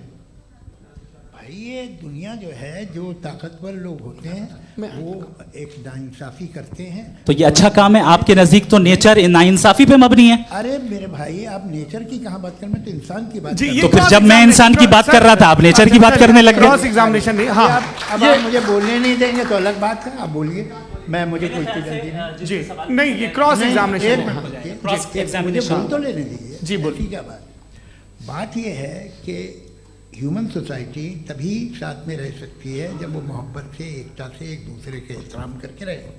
इसके अलावा पॉसिबल नहीं है, अकेले तो इंसान रह नहीं सकता। वहाँ पर कुछ लोग हैं जो फाउल करते हैं, वो फाउल हम हमेशा से तारीख में होता आया है। आज ये हो रहा है, जो हो रहा है बहुत बुरा हो रहा है, बहुत जालिमाना है, बहुत जाबराना है। उसको आप कहें कि ये बच्चों को कॉम्पनसेशन मिल जाएगा या इसकी इंजेक्शन है, इंजेक्शन तो हेल्थ के लिए दिया जाता है। आप ये कह रहे हैं कि ये बच्चों की जो धज्जियां उड़ रही हैं ये इंजेक्शन है, ये टेस्ट है, ये टेस्ट है और उस टेस्ट में उनको ऐसा रिकॉम्पेंस मिलेगा जो आपके तसव्वुर के बाहर है। ये आप 3 बरस के बच्चे को बारूद से उड़ा के टेस्ट ले रहे हैं। वाह, वो नहीं ले रहा है, खुदा नहीं उड़ा रहा है, इजराइल उड़ा रहा है। जी, ये तो उसको कंडेम अगला सवाल लेते हैं प्रोफेसर पुरुषोत्तम अग्रवाल। मुफ्ती साहब, एक निवेदन आपसे है कि कम से कम थोड़ा सा माइक क्लोज एक रिलीजियस और फिलोसफिकल कर मैं प्लीज। एक रिलीजियस और फिलोसफिकल ट्रेडिशन है जो ब्रह्मांड को यानी यूनिवर्स को ही अंतिम मानती है। सर्वम खलु इदम ब्रह्मम, this is Chandogya Upanishad, and it completely rules out the existence और नेसेसिटी, आपके शब्दों में necessity of a creator, the creation itself is the creator. तो एक मिनट प्लीज। दूसरा जो सवाल आपने अभी जो आप बार बार कह रहे हैं कि भगवान विद्वान भी है, वाइज, सब जानने वाला, तो अगर विजडम में दुनिया भर के पापों और अत्याचारों को बर्दाश्त करना शामिल है, तो फिर इसका मतलब ये हुआ कि अगर मैं फ्री विल से उसको अपोज करता हूं तो ईश्वर की विजडम और मेरी फ्री विल में कॉन्ट्राडिक्शन है। Because when I am opposing whatever is happening in Gaza, then I am opposing the God's will और गॉड्स विजडम। जवाब लेते हैं क्योंकि तो गॉड की विजडम में, एक मिनट सर प्लीज सर, ये एक जुमला, गॉड की विजडम है कि गाजा में जो कुछ हो रहा है वो हो रहा है, मैं उसको अपोज कर रहा हूं, तो मैं गॉड की विजडम के खिलाफ जा रहा हूं। एक सवाल। दूसरा ये नहीं आपने दो ऑलरेडी, सर आप और सवाल कर लें, लेकिन मुझे दो जवाब दे सर, दीजिए। पहले आपने ये कहा, सुनिए मेरी बात सुनिए। भाई इजराइल के गॉड के मुताबिक तुम्हारा ठीक हो रहा है ना? नहीं हो रहा है, ठीक नहीं हो रहा है, मैं बता रहा हूं क्या हो रहा है। आप तशरीफ रखिए, मैं बता रहा हूं क्या हो रहा है। Late me complete please. एक सेकंड गाइस, एक सेकंड। ये देखिए, ऐसा है कि ये सब बड़ा आपस में विचार विमर्श के बाद ये तय हुआ था कि कुछ नियम बना लिए जाएं ताकि एक टाइम बाउंड बातचीत चले। और भाई साहब, आप बड़ा जरूरी काम कर रहे हैं, लेकिन कैमरे के फ्रेम में आके उस काम को गड़बड़ कर दे रहे हैं। ठीक है गुरु, अब मेरे को कहीं का गुस्सा कहीं निकालना था, सॉरी। नहीं, कोई गुस्सा नहीं है जी। तो प्रोफेसर ने सवाल पूछे, आप उनके जवाब दें, और थोड़ा ये सब लोग थोड़ा ख्याल रखें भाई, सवाल संक्षिप्त रखें जी। आपने दो सवाल किया। सबसे पहला ये कहा कि हमारे पास ये कॉन्सेप्ट है कि ये यूनिवर्स खुद नेसेसरी बीइंग है, creation itself is the creator. How irrational is this कि मैं एग्जिस्ट करूंगा बाद में, लेकिन अभी एग्जिस्ट कर भी रहा हूं, यानी एक ही टाइम में एग्जिस्ट भी कर रहे हैं, नहीं भी कर रहे हैं। This is not true. दूसरी चीज, आपने कहा कि अगर इजराइल में, सॉरी माफ कीजिएगा, Israel doesn't exist, occupied Palestine में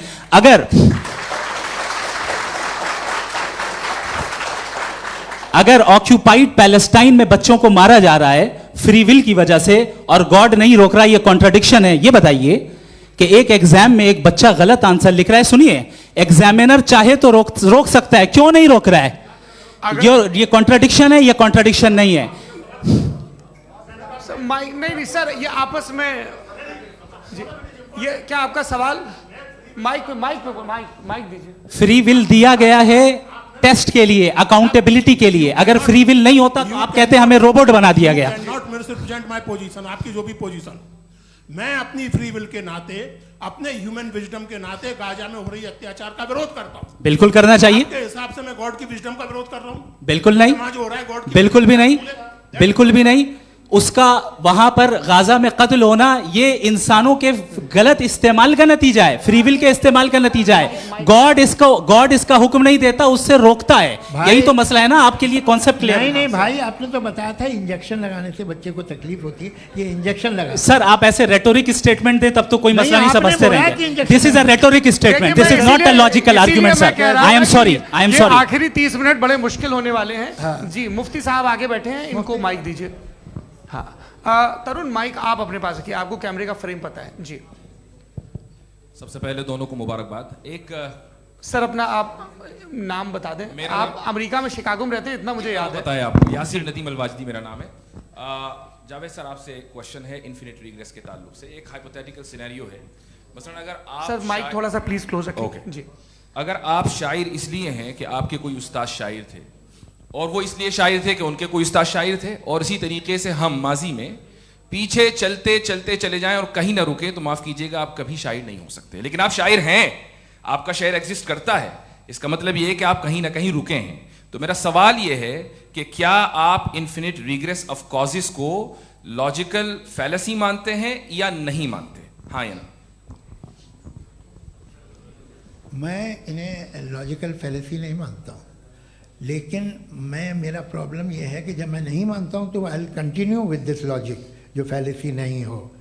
आप एक जगह रुक जाते हैं जाके, आप कहते हैं ये गेंद कैसे बनी, ये जजीरा कैसे बना, ये समंदर कैसे बना, ये ज़मीन कैसे बनी, और अचानक गॉड पे जाके आपको ब्रेक लग जाता है। एक बार आप सवाल नहीं करते कि भाई इनको बनाने वाला तो इनसे भी कॉम्प्लिकेटेड होगा, वो कैसे बना, उसके बारे में आपने इत्मीनान कर लिया, वो हमेशा से है। तो अगर आप उसे हमेशा से मानते हैं तो फिर ये मान लीजिए कि कायनात हमेशा से है, क्या तकलीफ है? फिर हम वजूद में नहीं आते ना। जी हैं? हम मौजूद नहीं। अच्छा सर क्यों नहीं हो मैं सकते? बताऊंगा प्लीज प्लीज। जैसे मैंने मिसाल दी आपके शेर की। आपका शेर कभी वजूद में ना आता अगर शायर इसी तरह चलते रहते हमेशा। जी माइक माइक मेरे ख्याल से एक सेकंड, इन्फिनिट रिग्रेस का कॉन्सेप्ट क्लियर नहीं हो पाया, ऐसे रहने दें, लेट्स मूव ऑन सर। ठीक है। हाँ थोड़ा सा मॉडरेटर का भी ख्याल रखें। नहीं नहीं आपने तो रखा है, आपने रखा है। यहाँ पे गौहर रजा साहब हैं, वो भी एक सवाल पूछना चाहते हैं। माइक यहाँ नीचे से ऑन कर दिए, नीचे। पहले तो ये कह दूं कि मैं उन बच्चों से शर्मिंदा हूं जिनको गज़ा में कत्ल किया गया, क्योंकि हमारे होते हुए कत्ल किया गया। लेकिन उससे ज़्यादा शर्मिंदगी इस बात से हुई कि मुझे लगा कि मुफ्ती साहब उसको जस्टिफाई कर रहे हैं।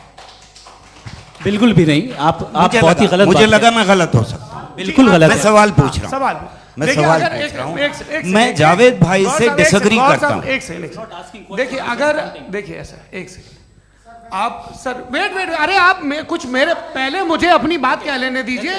अगर ऑडियंस तय करेगी तो फिर मॉडरेटर का मतलब नहीं। मेरा आप सबसे ये कहना है, ये बहस दो लोगों के बीच में है, एक तरफ मुफ्ती साहब, एक तरफ जावेद साहब। पिछले 1.5 घंटे से ये लोग अपने अपने तर्क रख रहे हैं। आपकी इनसे इत्तेफाकी हो सकती है, ना इत्तेफाकी हो सकती है। मेरे उस्ताद मुझे सिखा गए हैं कि मुखामुखम में असहमति की गुंजाइश बची रहनी चाहिए। अगर मैं आपकी बहुत इज्जत करता हूं गौहर साहब, आपने जो कमाल की किताबें लिखी, साइंटिफिक टेम्परामेंट, लेकिन मेरी ये गुजारिश है आप सबसे कि यदि आप इन लोगों ने जो बोला उन पर टिप्पणियां करेंगे तो ना वक्त की पाबंदी रहेगी ना वो अनुशासन। आप सवाल पूछ लें, उस सवाल में जो बात आ जाए वो आ जाए। मैं जावेद साहब से डिसएग्री करता हूं, इसलिए जावेद साहब से सवाल पूछ रहा हूं। आपका सवाल जावेद अख्तर साहब से। और सवाल ये है मेरा कि जावेद साहब ने कई बार लॉजिक का इस्तेमाल किया कि साइंस में लॉजिक है और रिलीजन में लॉजिक नहीं है। मेरा ख्याल ये है कि रिलीजन में भी लॉजिक है, लेकिन उस लॉजिक की बेसिस ये है कि आप रुक जाते हैं, जिसका जिक्र जावेद साहब ने बार बार किया, यानी खुदा के तसव्वुर पे आते हुए, गॉड के तसव्वुर पे आते हुए रुक जाते हैं। और इसमें सवाल पूछना मतलब फॉरबिडन होता है। सवाल यह है कि क्या जावेद साहब इससे एग्री करते हैं कि साइंस की लॉजिक अलग है और रिलीजन की लॉजिक अलग है? बताइए सर। देखिए 3 चीज़ें हैं, साइंस है, एक है मंतिक है, इस्तिदलाल है, और एक जो है कुछ भी नहीं है, फेथ है, अकीदा है। मैं अकीदे की लॉजिक का कायल नहीं हूँ। मुझे आप इस्तिदलाल से, लॉजिक से, रीज़न से समझाइए, मैं मानने को तैयार हूँ, मेरा क्या नुकसान होगा। लेकिन ये कि अकीदे पे मैं नहीं जा सकता हूँ। अकीदे का मतलब है कि तुम ये मान लो, सवाल ना करो, ये नहीं।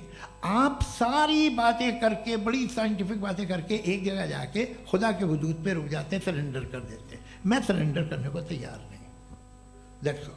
जी ये आगे सर बैठे हुए हैं, इनको माइक दीजिए। भाई वो आप पूछना चाह रहे थे ना भाई? हाँ नहीं मैं ये थैंक यू जी। आपका नाम? आसिम इफ्तिखार। आसिफ जी पूछिए। सर जावेद सर से सवाल है कि आपने अपने माइक थोड़ा करीब रखिए। अपने क्लोजिंग स्टेटमेंट में ये बात कही थी कि मज़हब का जो फ्यूचर है वो ज़्यादा दिन नहीं जाने वाला है, लेकिन मैं देख पा रहा हूँ कि जो ऑक्सफोर्ड यूनिवर्सिटी की एक स्टडी है 2011 में हुई है, जिसके 50 एकेडमिशियंस ने इसको अंजाम दिया था, उसमें वो ये कहते हैं कि जो फेथ इन गॉड है वो इनबिल्ट है ह्यूमन नेचर के अंदर, जिसको हम कहते हैं फितरत के अंदर शामिल है वो। और वो ये कहते हैं कि अगर कोई ये समझता है कि मज़हब को वो ख़त्म कर देगा तो ये उसकी गलत फहमी है। तो आप इसके बारे में, इस स्टडीज़ के बारे में क्या कहते हैं? ठीक है। मैं उनसे एग्री नहीं करता हूँ। वो कौन से प्रोफेसर होंगे? ऐसा उनके क्या पास डेटा है, इन्होंने डेटा के बेसिस होगा। डेटा क्या हो सकता है? फ्यूचर का डेटा तो नहीं हो सकता ना उनके पास, प्रेजेंट का डेटा हो सकता है। डेटा आपने सुना 100 साल पहले का बाद का डेटा? मैंने तो नहीं सुना आज तक। तो आज उनकी ये राय है और हो की राय। ठीक है, दुनिया में तरह तरह की राय है लोग, लेकिन मैं समझता हूँ कि वक्त के साथ इंसान ज़्यादा से ज़्यादा रीजनेबल और लॉजिकल होता जा रहा है। आज आप देखिए वेस्टर्न यूरोप में क्या परसेंटेज है नॉन बिलीवर्स की, बहुत हाई, वहाँ चर्च खाली पड़े होते हैं। तो अल्टीमेटली तो इंसान कोई ऐसी बात बहुत अरसे तक नहीं मान सकेगा, चाहे गलत या सही, जो उसे उसके दिमाग को, उसके जहन को, उसके लॉजिक को अपील न करे। वो कह रहे हैं तो ऑक्सफोर्ड के होंगे तो कैम्ब्रिज के होंगे, तो मुझे क्या लेना देना, उनका डेटा मुस्तकबिल का नहीं हो सकता है। जी दीपक, हाँ पूछिए। मैं आऊँगा, अभी पीछे की साइड भी आऊँगा, माइक वहीं भेजूंगा 2-3 साल के लिए। जी जावेद साहब, आपसे सवाल है। नमस्ते अरे भाई सर, अगर आप ही लोग तय करना है तो फिर 200 लोग तय कर लें। ये एक साथ पूछ नहीं रहे सर, हैं। Please don't do this sir, everybody has a right sir, but we can only take Okay. Selected questions. No no sir अरे ये भाई, यंग लोग आराम भी से। हैं तो इनकी ये एक अब बात उतने यंग, सुनिए। भाई आप यंग हैं कि नहीं हैं? एक मिनट, वो कह रहे हैं वो भी आएंगे, यंग हैं पूछ रहे हैं ना साहब, भाई। आप उनकी नौजवानी पर दावा उनको ही करने थे। हाँ मुफ्ती साहब आप यंग, हाँ पूछे। अरे भैया सर, मेरा सवाल ये है। कुछ इनसे भी तो पूछो। जी हाँ। नहीं, बस आपसे एक सवाल है। जैसे थीस्टों के पास अपने जो ईश्वर को मानते हैं उनके पास अपने सोशल गेट टुगेदर्स हैं, 5 रोज़ आज क्रिसमस आने वाला है, होली है, दिवाली है, ईद है। एथिस्ट क्या ऑफर कर रहे हैं? मतलब मैं इनकी दुकान से बोलूं मैं आना चाहता हूं उस तरफ, पर मैं अट्रैक्ट नहीं हो पा रहा हूं। मैं सोशल गेट टुगेदर्स क्या है आपके पास? वो ये कह रहे हैं कि जो धार्मिक लोग हैं, अलग अलग धर्म के लोग, उनके उत्सव त्योहार हाँ, कॉन्ग्रीगेशन बड़ी अच्छी बहुत बात। हैं। अब आपको मैं एक सुनाता हूँ, यहाँ हिस्टोरियन भी बैठे हैं, मृदुला जी आप बताइएगा सही है क्या। ये एक कॉन्स्टेंटाइन, एक ग्रीक रोमन बादशाह था जो क्रिश्चियनिटी आने के 400 साल बाद उसने डिसाइड किया कि मैं क्रिश्चियन हो जाऊंगा, मेरी पूरी स्टेट कैंसिल हो जाएगी।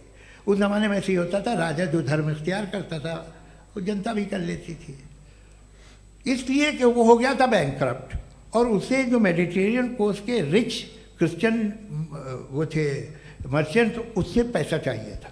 तो उसने कहा यार क्रिश्चियन हो जाओ। तो उसने अपने वजीर से कहा कि भाई ये हिस्ट्री है कि अब हम लोग क्रिश्चियन हो जाते हैं।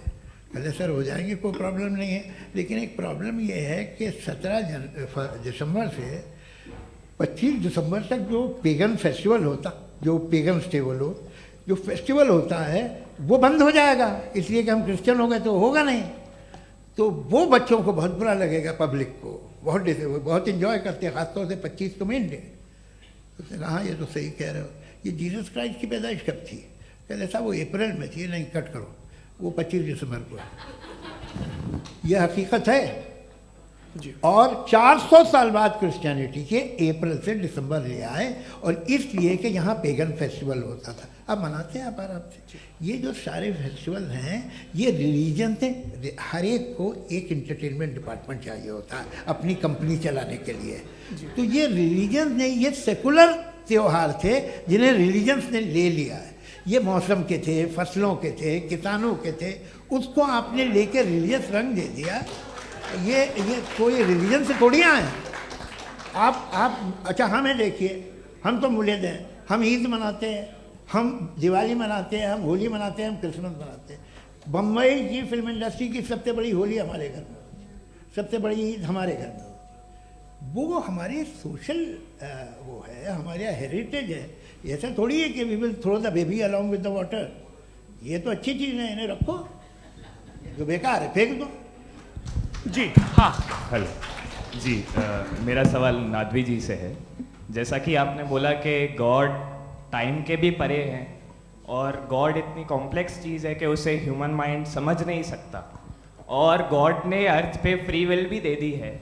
तो आप अपना वक्त ज़ाया क्यों कर रहे हैं गॉड के बारे में बात करके? अपन को तो बात करनी चाहिए कि सोसाइटी को बेहतर कैसे करें। जी, मैं गॉड वही बताता है सोसाइटी को कैसे बेहतर करे। अभी मैं आपका जवाब देता हूँ। आपने कहा कि टाइम पे वो एग्जिस्ट नहीं करता, सो मेरा सवाल ये है कि जैसा आपने बोला कि गॉड बहुत ही कॉम्प्लेक्स चीज़ है, मैंने और कहा ही नहीं कि कॉम्प्लेक्स है, तो आपके अल्फाज हैं। कॉम्प्लेक्स का लफ्ज गॉड के लिए सुइटेबल नहीं है। क्यों?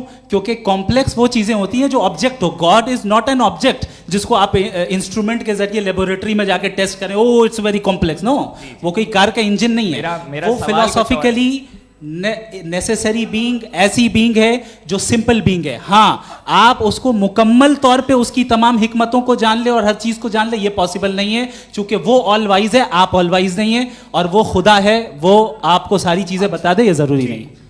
मेरा सवाल ये नहीं था, मेरा सवाल ये था कि जब गॉड इतना परे है इस दुनिया से कि उसने अर्थ पे फ्री विल भी दी है, हम सब ह्यूमंस की फ्री विल है, और जो सोसाइटी में हो रहा है वो अपन लोग डिसाइड करेंगे, तो अपन लोग डिसाइड नहीं करेंगे ना, अपन लोग डिसाइड नहीं करेंगे।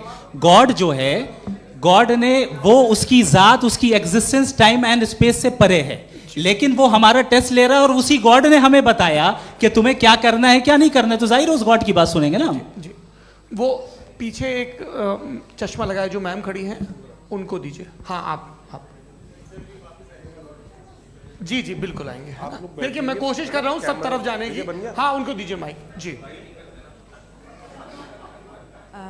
हेलो सर, मैं ओमनी प्रेजेंट नहीं हूँ, टाइम पाबंद हूँ, और जहां तक कोशिश कर सकता हूँ करूंगा। जी, अपना नाम बताइए। मेरा नाम उर्सुला है, मैं दिल्ली यूनिवर्सिटी की एक स्टूडेंट हूँ और मैं स्टूडेंट फेडरेशन ऑफ इंडिया से हूँ। मेरा सवाल मुफ्ती जी से है कि इस हॉल के इस कमरे में बैठ के हम लोग रेप की मोरालिटी के बारे में फिलोसफिकली बात तो कर सकते हैं, बट असलियत ये है कि रोज़मर्रा की ज़िंदगी में औरतें रेप के थ्रू गुजरती हैं, और हम लोग सिर्फ नंबर्स पे इस तरह नहीं देख सकते, क्योंकि कितनी औरतें हैं इन कंट्रीज़ में जहाँ पे आप बता रहे हैं कि केसेस कम हैं, जिनका एक्सेस है कि वो जाके केस फाइल कर सकें।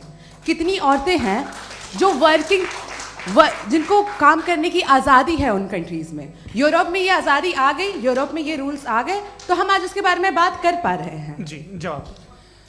आपने ये कहा कि कमरे में बंद होकर हम लोग इस पर फिलोसफिकली बात कर सकते हैं, लेकिन हकीकत में क्या हो रहा है, वो ग्राउंड लेवल पे क्या हो रहा है, जो बहुत गलत हो रहा है, और वो सफ़र कर रही हैं। आई एग्री, बहुत गलत हो रहा है, और जो गलत हो रहा है उसको हमें रोकना है। और क्यों रोकना है, वो गलत क्यों है, हमारे पास इसका ऑब्जेक्टिव फाउंडेशन है, इनके पास उसका ऑब्जेक्टिव फाउंडेशन नहीं है। मैं ये कहना चाह रहा हूँ कि जहाँ पे भी जुल्म हो रहा है, जहाँ पे भी औरत पे जुल्म हो रहा है, या उसकी इज्जत लूटी जा रही है, या उसे तकलीफ पहुँचाई जा रही है, और सिर्फ औरत नहीं, किसी इंसान के ऊपर भी जुल्म हो रहा है, तो उसके खिलाफ खड़ा होना, ये मॉरलिटी हमारे पास गॉड के पास से आई है। वरना जावेद साहब तो कह रहे हैं कि जो है मेजॉरिटी डिसाइड करेगी, तो मेजॉरिटी तो कभी भी बदल सकती है।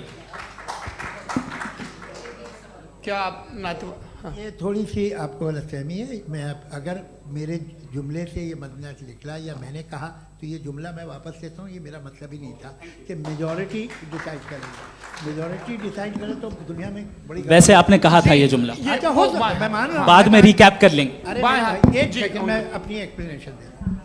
मुनासिब बात यह है कि हम सब के सब दिल में जानते हैं कि क्या अच्छा है क्या बुरा है, हमें पता है अच्छी तरह से। जो लोग बुरे काम करते हैं उन्हें भी मालूम अच्छा क्या है।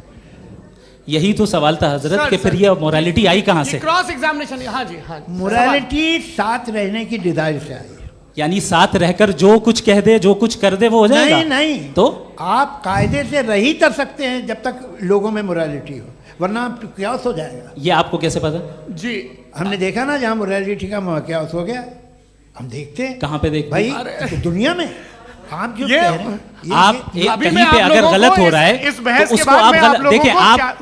आप एपिस्टेमोलॉजी की बात कर रहे हैं, मैं ऑन्टोलॉजी की बात कर रहा हूं। मैं इस बहस के बाद आप दोनों लोगों को चाय पे होस्ट करूंगा, वहां पे क्रॉस एग्जामिनेशन कर लीजिएगा। अभी ऑडियंस का हक मार रहे हैं आप लोग भाई, सर जस्ट लोग हैं आप लोग।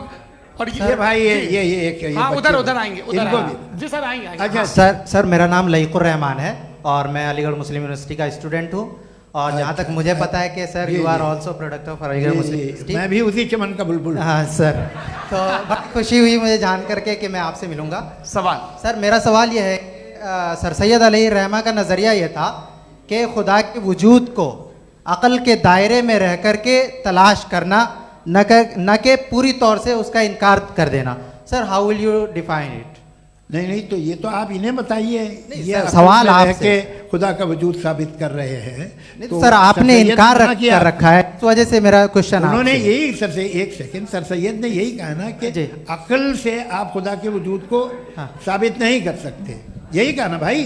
वो उन्होंने कहा कर सकते हैं और वो कर दिया गया आज। वो फोन तलाश करना या साबित करना अक्ल से अक्ल से नहीं हो सकता। अरे सवाल तो सुन लीजिए जी।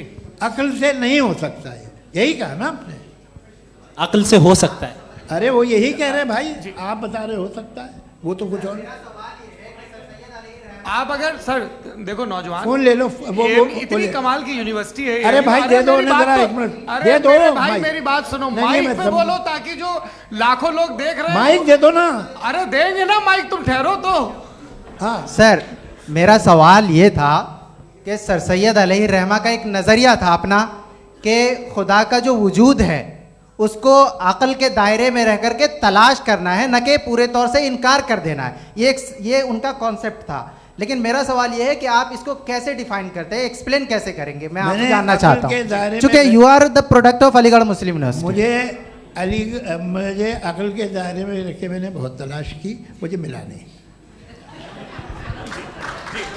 हाँ ये इधर वो चश्मा लगाए जो, हाँ उनको दे दीजिए। जी जी फटाफट पूछिए, बस 5 मिनट है, 5 मिनट में खत्म हो रहा है। हाँ अस्सलाम वालेकुम मुफ्ती साहब, एंड मेरा सवाल जावेद अख्तर साहब से। क्या नाम है आपका? अरे भैया सब मुझे पूछ रहे हो। फैज पूछिए फैज साहब। तो मेरा सवाल ये है कि अभी जो एथियस्ट है वो problem of evil argument use कर रहे हैं अगेंस्ट मुस्लिम्स, राइट? कि इस दुनिया में इतना सारा ईविल है और अगेंस्ट मुस्लिम तो यहाँ अगेंस्ट थियस्ट। हाँ थोड़ा सा करेक्ट कर लीजिए भाई, पूरी मशक्कत ही इसी बात की थी कि किसी एक मजहब पे बात न टिके। जी, तो बेसिकली ये आर्ग्यूमेंट ऐसा है कि इस दुनिया में इतना ज़्यादा ईवल एग्जिस्ट करता है और अगर एक ऑल गुड गॉड है तो वो रोकता क्यों नहीं है? लेकिन इस सवाल में एक हिडन अजम्पशन ये है कि इस दुनिया में ईवल एग्जिस्ट करता है। अब एथियस्ट ये कैसे ऑन्टोलॉजिकली प्रूव कर सकते हैं कि इस दुनिया में ईवल एग्जिस्ट करता है? मैं आपको बताता हूँ, थोड़ा सा समझा। नहीं सर, हम लोग इनको सुनने आए। नहीं please don't do that. I want to explain ontologically. नहीं हम समझ गए सर, इनको अब जवाब देने दीजिए। अच्छा सवाल पूछ लो। मैं अभी तक क्या था वो मैं थोड़ा सा ऐड ऑन कर लेता हूँ। तुम गुरु, तो हम जब इसका राउंड 13 करेंगे ना तब तुमको स्टेज पे बिठाएंगे। जी तो हाँ जल्दी से। तो देखिए एथियज्म के हिसाब से सब कुछ रैंडमली बन गया है, सब कुछ एटम्स और मॉलिक्यूल्स है। एक पत्थर में और मुझ में सिर्फ इतना फर्क है कि हम लोग एटम्स और मॉलिक्यूल्स का अलग अलग रीअरेंजमेंट है। अब एक पत्थर को कोई इंसान तलवार से 2 टुकड़ों में काट दे या मुझे, according to atheism it is same. There is no evil and good according to atheism. जी अच्छा, फैज साहब का सवाल ये है कि हाँ कोशिश भी करते तो इससे गलत सवाल नहीं कर पाते। एक लाइफ फॉर्म है और लाइफ फॉर्म में फीलिंग्स हैं, मतलब लाइफ फॉर्म सुनता है, देखता है, टेस्ट कर सकता है, फील कर सकता है। तो उसकी जो ये जो क्वालिटी इस बबल में आ गई हैं वो जानवर में भी है, इंसान में भी है। तो जाहिर है कि उसे कोई तकलीफ पहुंचेगी, तो चूंकि उसके पास वो सेंसिटिविटी है तो मैं करेगा। पत्थर में वो सेंसिटिविटी नहीं है।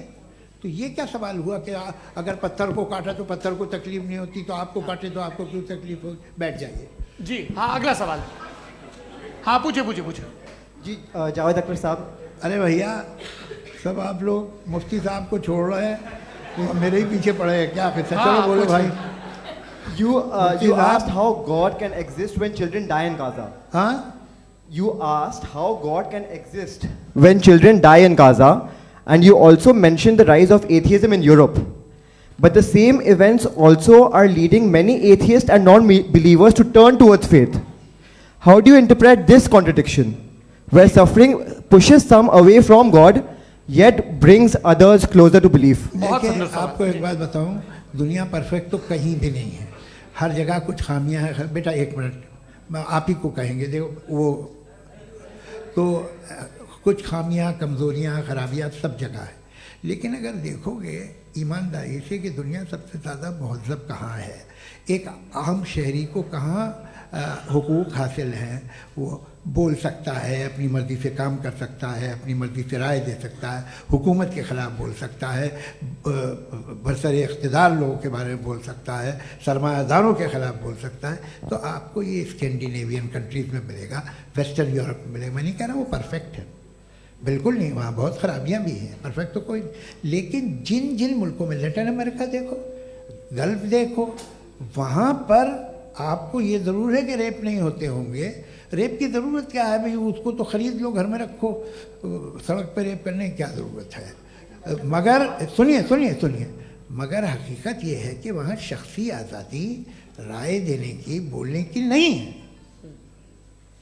जी ये एक आखिरी सवाल मुफ्ती साहब से। हाँ मैम, इनको माइक दीजिए। शुक्रिया। मेरा नाम मनीषा है, मैं हरियाणा से आई हूँ। मैं मुफ्ती साहब से एक बात पूछना चाहती हूँ। आप बार बार जावेद साहब को कॉन्ट्राडिक्ट तो कर रहे हैं कि आपने ये कहा, लेकिन आप भी अजम्पशंस के बेसिस पे बात कर रहे हैं। आपने खुदा के होने का कौन सा प्रूफ पेश किया है खुदा की एग्जिस्टेंस का? अब इस सवाल को अलग रहने दीजिए, कौन एथीस्ट है कौन नहीं है। और दूसरी बात जो आपने एक छोटी सी कही थी कि ये फ्री विल का इस्तेमाल करता है इंसान अपनी, लेकिन इस फ्री विल का इस्तेमाल में मतलब खुदा ने ये दे दी सबको ये इजाज़त कि वो कितना घिनौनापन और कितने ज़्यादा ख़राब से ख़राब तरीके इस्तेमाल कर सकते हैं। जवाब सुनते जी। आप फ्री विल को मानती है ना, या अब कहती है कि फ्री विल नहीं है ना, मानती है ना? तो अब आपके पास इसका कोई एक्सप्लेनेशन नहीं है कि अगर एक इंसान उस फ्री विल का इस्तेमाल करके गलत काम कर रहा है और बच के अच्छी ज़िंदगी गुजार के निकल जा रहा है, उसका कोई रिकम्पेंस नहीं है। हमारे वर्ल्ड व्यू में जो इंसान गलत काम कर रहा है उसको भी रिकम्पेंस यानी उसका बुरा बदला मिलना है, और जो सही काम कर रहा है उसको सही बदला मिलना है। लिहाजा जो फ्री विल है वो इस तरीके से है कि एक लिमिटेड टाइम तक खुदा ने मोहलत दी है। ऐसे नहीं कि छूट दे दी, जो करना है करते रहो हमेशा। वक्त आएगा जब एग्जाम का टाइम खत्म होगा तब रिजल्ट आएगा। दौराने एग्जाम जबरदस्ती आपको नहीं बताया जाएगा। अरे भाई एक सेकंड जी, सवाल मुफ्ती साहब से मेरा, मुफ्ती साहब से एक सवाल, रुक जाइए। आपसे फोन, आप इसके बाद आपसे यहीं रहेंगे वो। हाँ बोलिए। मैं मुफ्ती साहब एक ही सवाल करता हूँ कि अगर जो हो रहा है फ्री विल से हो रहा है और एक दिन बरोज़ क़यामत इंसाफ होगा मैशर में वगैरह वगैरह, तो दुआ क्यों मांगते हैं लोग? दुआ मांगते हैं इसके मतलब है अभी भी उसने ये डिपार्टमेंट रखा है कि मैं रोज़मर्रा की ज़िंदगी में बिल्कुल बिल्कुल ही कैन। तो तुम कैन हो, तुम मुझे नौकरी दिला देते हो, मेरे बेटे को ग्रीन कार्ड दिला देते हो, और 45,000 बच्चे मरते हो उन्हें रोकते नहीं हो। नहीं तो क्या आप ये कह रहे हैं कि इस दुनिया में जालिमों को कभी पकड़ ही नहीं होती है? अरे जो भी पकड़ होगी वो बच्चे रोते हैं। बिल्कुल, देखिए मैंने अपने ओपनिंग स्टेटमेंट में यही कहा था कि जनाब जावेद साहब सिर्फ इमोशनल आर्गुमेंट देंगे। This is an emotional argument. ये छोटे मोटे इसके पीछे का रीजन मैंने बताया क्या है, इसके पीछे का रीजन क्या है मैंने बताया। मंच से आप लोगों को सज्जनों इसलिए कह रहा हूं ताकि थोड़ा सा आपके कॉन्शियंस पे जोर रहे कि आपको ऑर्डर बचा के रखना है। वक्त तय हुआ था, ये वक्त पूरा हुआ, आपने इतने धैर्यपूर्वक सुना, मैं आप सबका बहुत बहुत शुक्रगुजार हूं। यदि इन दोनों विद्वानों की इच्छा होगी तो कभी हम इस बातचीत का राउंड 2, राउंड 3, यही तो देखिए खूबी है इंसान की कि बहस मुबाहसे में वो पड़ा रहता है। आप लोगों ने बड़े धैर्य का परिचय दिया, बहुत बहुत शुक्रिया। इसी के साथ ये बातचीत यहाँ पे समाप्त होती है। आप लोग को मैं एक बात बता दूं, ये सारी बहस हो गई, अब मुफ्ती साहब और बड़े मुफ्ती साहब इन साथ के साथ मैं खाना खाने वाला हूँ।